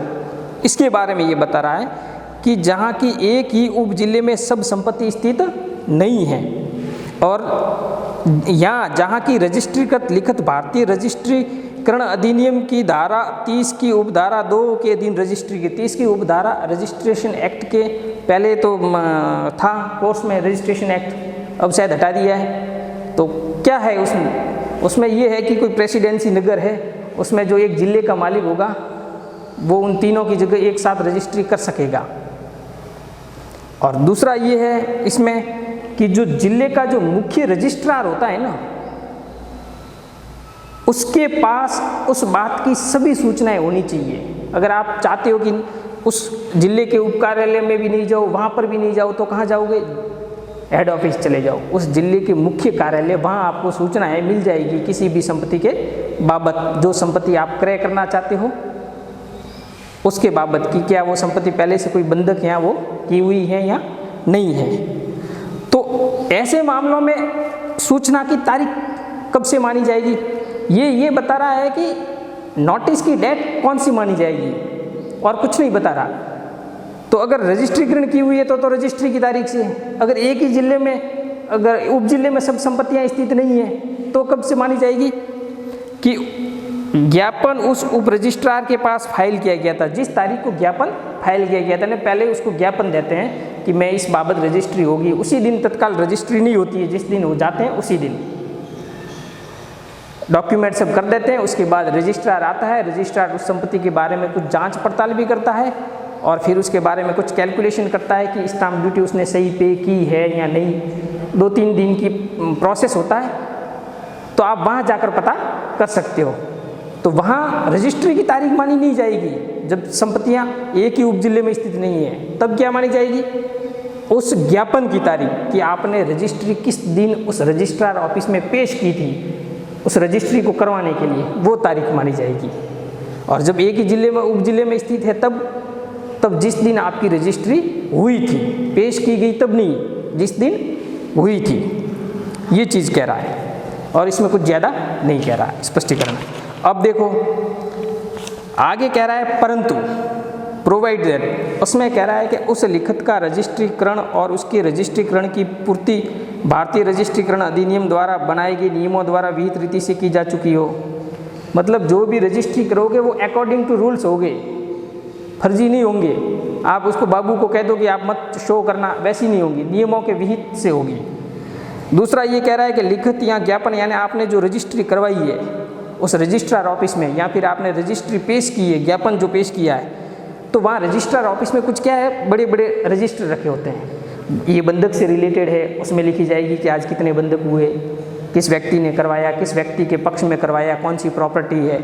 अगर विक्रय की गई है तो उसमें रजिस्टर में होगा कि कौन विक्रेता है, कौन क्रेता है, कितने रुपए में क्रय की गई, कहाँ की संपत्ति है, संपत्ति का भाग क्या है, संपत्ति की साइज़ क्या है। तो ये रजिस्टर के बारे में बताए कि उसके अधीन रखी जाती है, समझ गए। यानी कि ज्ञापन या उन पुस्तकों को सम्यक रूप से प्रविष्ट या फाइल कर दिया गया हो जो उस अधिनियम की धारा, यानी जो भी पुस्तकें रखी होगी हो ना, तो उसके अंदर होना जाना चाहिए। यानी आप सूचना लेने जाओ कि साहब मैं एक संपत्ति खरीद रहा हूँ, मुझे उसके बारे में सूचना चाहिए, और फिर पता चले कि वो सूचना तो उस रजिस्टर में होनी चाहिए पर हो ही नहीं। अगर है तो सूचना मानी जाएगी, या जिस दिन गए थे और वो सूचना उस दिन रजिस्टर में नहीं थी तो सूचना नहीं मानी जाएगी। अब उन ट्रांजैक्शन के बारे में जिसमें वह लिखित संबंधित है, विशिष्टियाँ उन अनुक्रमणिकाओं में ठीक ठाक प्रविष्ट कर दी गई हो, यानी जो भी डिटेल्स लिखी जाती है संपत्ति के बारे में कि संपत्ति वहाँ स्थित है, तो वो सब ब्यौरा है वो ठीक ठाक लिखा हुआ होना चाहिए, भ्रमित करने वाला नहीं चाहिए कि आप देखने जाओ आपको पता चले कि जिस संपत्ति के मान लो आप खरीदना चाह रहे हो, उस संपत्ति के लिए आप जाओ रजिस्ट्रार ऑफिस चेक करने, लेकिन उस रजिस्ट्री में संपत्ति तो वही है, लेकिन बातें इस प्रकार से लिखी है कि आपको समझ ही नहीं है, आप तुलना ही नहीं कर पा रहे हो कि क्या ये वही संपत्ति है या नहीं, और आप सोचते हो कि ये वो संपत्ति नहीं है। तो इस प्रकार की प्रविष्टि नहीं होनी चाहिए। जो भी बातें लिखी जाएगी वो ठीक ठाक, ये आपके लिए नहीं है, उस रजिस्ट्रार के लिए उसकी ड्यूटी है, वो वैसा करेगा। और जो बेचने और खरीदने वाला है वो भी है कि तमाम तथ्य है वो सत्य बताए। अब स्पष्टीकरण 2 कह रहा है कि जो व्यक्ति किसी, समझना ये इम्पोर्टेंट है, कब्जे से रिलेटेड है, कि जो व्यक्ति किसी स्थावर संपत्ति को, इमूवेबल प्रॉपर्टी को या ऐसी संपत्ति में कोई हित अर्जित करता है, यानी मैंने आपको बेच दी तो आपने हित अर्जित कर लिया, ठीक है, तो यह समझा जाएगा कि उसे, जैसे मैंने आपको बेची तो आपने क्या अर्जित किया, हित, तो यह समझा जाएगा कि उसे उस संपत्ति में, यानी आपको उस संपत्ति में हक की, उस व्यक्ति के हक की यदि कोई सूचना हो, उस पर वास्तविक कब्जा है, तो ये माना जाएगा कि आपको सूचना है। वैसे ये समझ में नहीं आएगा, एक दृष्टांत देता हूँ, इजीली समझ लेना,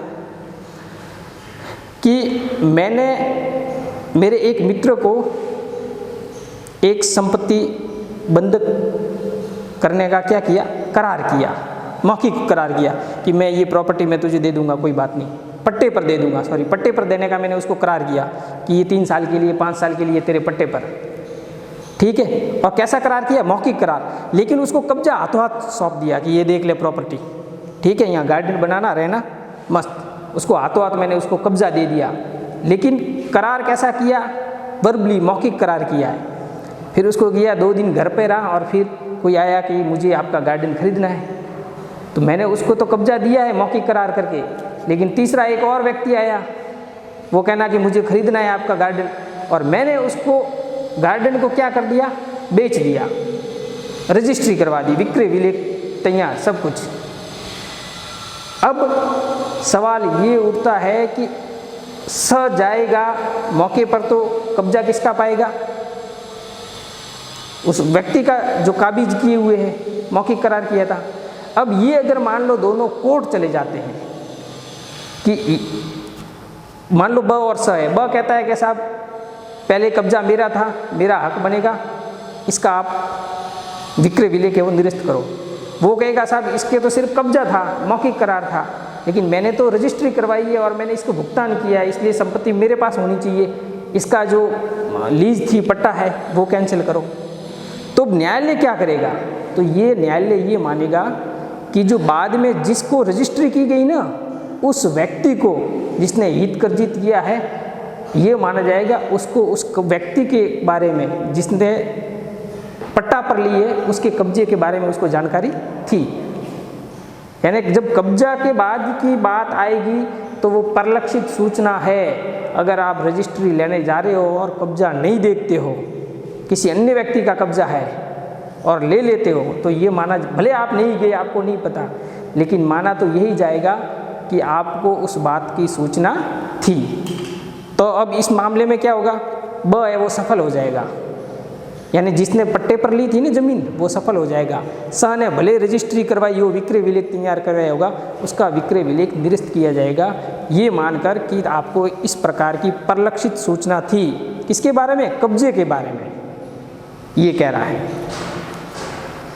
स्पष्टीकरण 3 कह रहा है, यदि किसी व्यक्ति के अभिकर्ता को किसी तथ्य के, अब इसके लिए देखो कभी कभी क्या होता है कि एजेंट तय करते हैं अपन, मेरा एजेंट है वही देखेगा देख रेख, मैंने कहा कि तू देख के आ जा वो प्रॉपर्टी। अब वो एजेंट देखने गया, उसने देख लिया किसी का कब्जा है, वो अपने मित्रों के साथ घूम घाम के आया और फिर मुझे कहने लगा कि मस्त प्रॉपर्टी है, कोई दिक्कत नहीं है, लेकिन उसने मुझे वो बात नहीं बताई जो तात्विक थी कि साहब आप प्रॉपर्टी तो खरीद रही हो लेकिन उस पर तो कोई अन्य काबिज है, मेरे एजेंट ने मुझे नहीं बताई। उसने कहा कि साहब बढ़िया संपत्ति है। अब मैंने वो क्या कर लिया, रजिस्ट्री कर ली। फिर बाद में मुझे पता चला कि जो संपत्ति मैंने खरीदी है उस पर तो अन्य लोग काबिज है। मैं न्यायालय गया, कोर्ट में गया, तो उस व्यक्ति ने कहा, किसने? बेचने वाले ने, कि साहब अन्य व्यक्ति उस प्लॉट पर काबिज है, उस संपत्ति पर, यह बात मैंने क्रेता के एजेंट को दे दी थी। अब क्रेता जाने और उसका एजेंट जाने तो भुगतेगा कौन? तो ऐसे में यह माना जाएगा कि एजेंट को दी हुई सूचना जो खरीदार है उसको दी हुई सूचना मानी जाएगी और वो उस सूचना से बाध्य है। समझ गए? तो एजेंट को दी हुई सूचना परलक्षित सूचना में आती है और वो उससे क्या है? बाध्य है। अब लेकिन अगर एजेंट अगर छल कपट करता है कि नहीं, मालिक ने साले ने पिछले महीने का मुझे पेमेंट नहीं दिया था, अब मैं इसको तो मैं इस प्रॉपर्टी में नुकसान होने ही दूंगा, और वो छल कपट के माध्यम से अगर कोई बात छिपाता है तो मालिक उस एजेंट की बात से बाध्य नहीं है, उस सूचना से जो नहीं देता है। लेकिन वो भूलवश करता है तो एजेंट के लिए जिम्मेदार कौन होगा? एजेंट द्वारा की गई गलती के लिए जिम्मेदार भी क्रेता होगा। समझ गए? तो ये चीज़ें आज अपन ने पढ़ी कि क्या क्या चीज़ है, क्या क्या नहीं है। इंटरप्रिटेशन क्लॉज सबसे इम्पोर्टेंट होता है, इसीलिए मैंने थोड़ा ज़्यादा समय लिया है कि आप लोग दृष्टांत के माध्यम से और आराम से समझ सकें। अब इंटरप्रिटेशन इस क्लॉज के बाद, निर्वचन खंड के बाद आप आसानी से समझ पाएंगे कि क्या चीज़ें हैं क्या नहीं है। इससे क्या है कि विस्तार बढ़ जाएगा, क्या चीज़ पढ़नी है क्या नहीं पढ़नी है, ये भी बहुत इम्पोर्टेंट चीज़ है। कई बार हमें वो सारी चीज़ें पढ़ते हैं, देखो समय कम होता है, क्या पढ़ना है ये ज़रूरी नहीं है। आपको सबसे इम्पोर्टेंट बात है कि आपको क्या नहीं पढ़ना। कई बार ऐसी बातें अपन पढ़ते जाते हैं जिसका कोई तुक ही नहीं होता है, न कभी पूछी गई है न कभी पूछी जाएगी और ना आपको समझ में आ रही है, फिर भी आप उसका रट्टा लगा रहे हो, आज पढ़ी और कल भूल रहे हो। तो ऐसी बातों को आप अवॉइड कर दीजिए, वो चीज़ें नहीं पढ़नी है। इसमें आज जो मैंने क्लास ली उसमें अगर आपको कहीं कोई प्रॉब्लम हो तो आप कमेंट कीजिए कि आपको कहाँ प्रॉब्लम आ रही है क्या नहीं है। कल की क्लास में हम पढ़ेंगे पक्षकारों के कार्य, संपत्ति अंतरण क्या है, काफ़ी डिटेल में ये भी पढ़ेंगे, क्योंकि इसमें भी जो सवाल है वो पूछे जाते हैं, काफ़ी डीपली पूछे जाते हैं। अगर आपके मन में कोई हो कि इस सेक्शन में कुछ ये प्रॉब्लम है, मुझे लगता है कि मैंने ऐसी कोई बात पीछे नहीं छोड़ी जो एग्ज़ाम में पूछी गई हो, पूछी जा सकती है, उसको कोर्ट में न्यायालय के निर्णय है, इस प्रकार से कोई बात की गई हो, ये है। ठीक है, फिर आज की क्लास यहीं ख़त्म करते हैं और कल की क्लास के लिए रेडी रहना। ओके।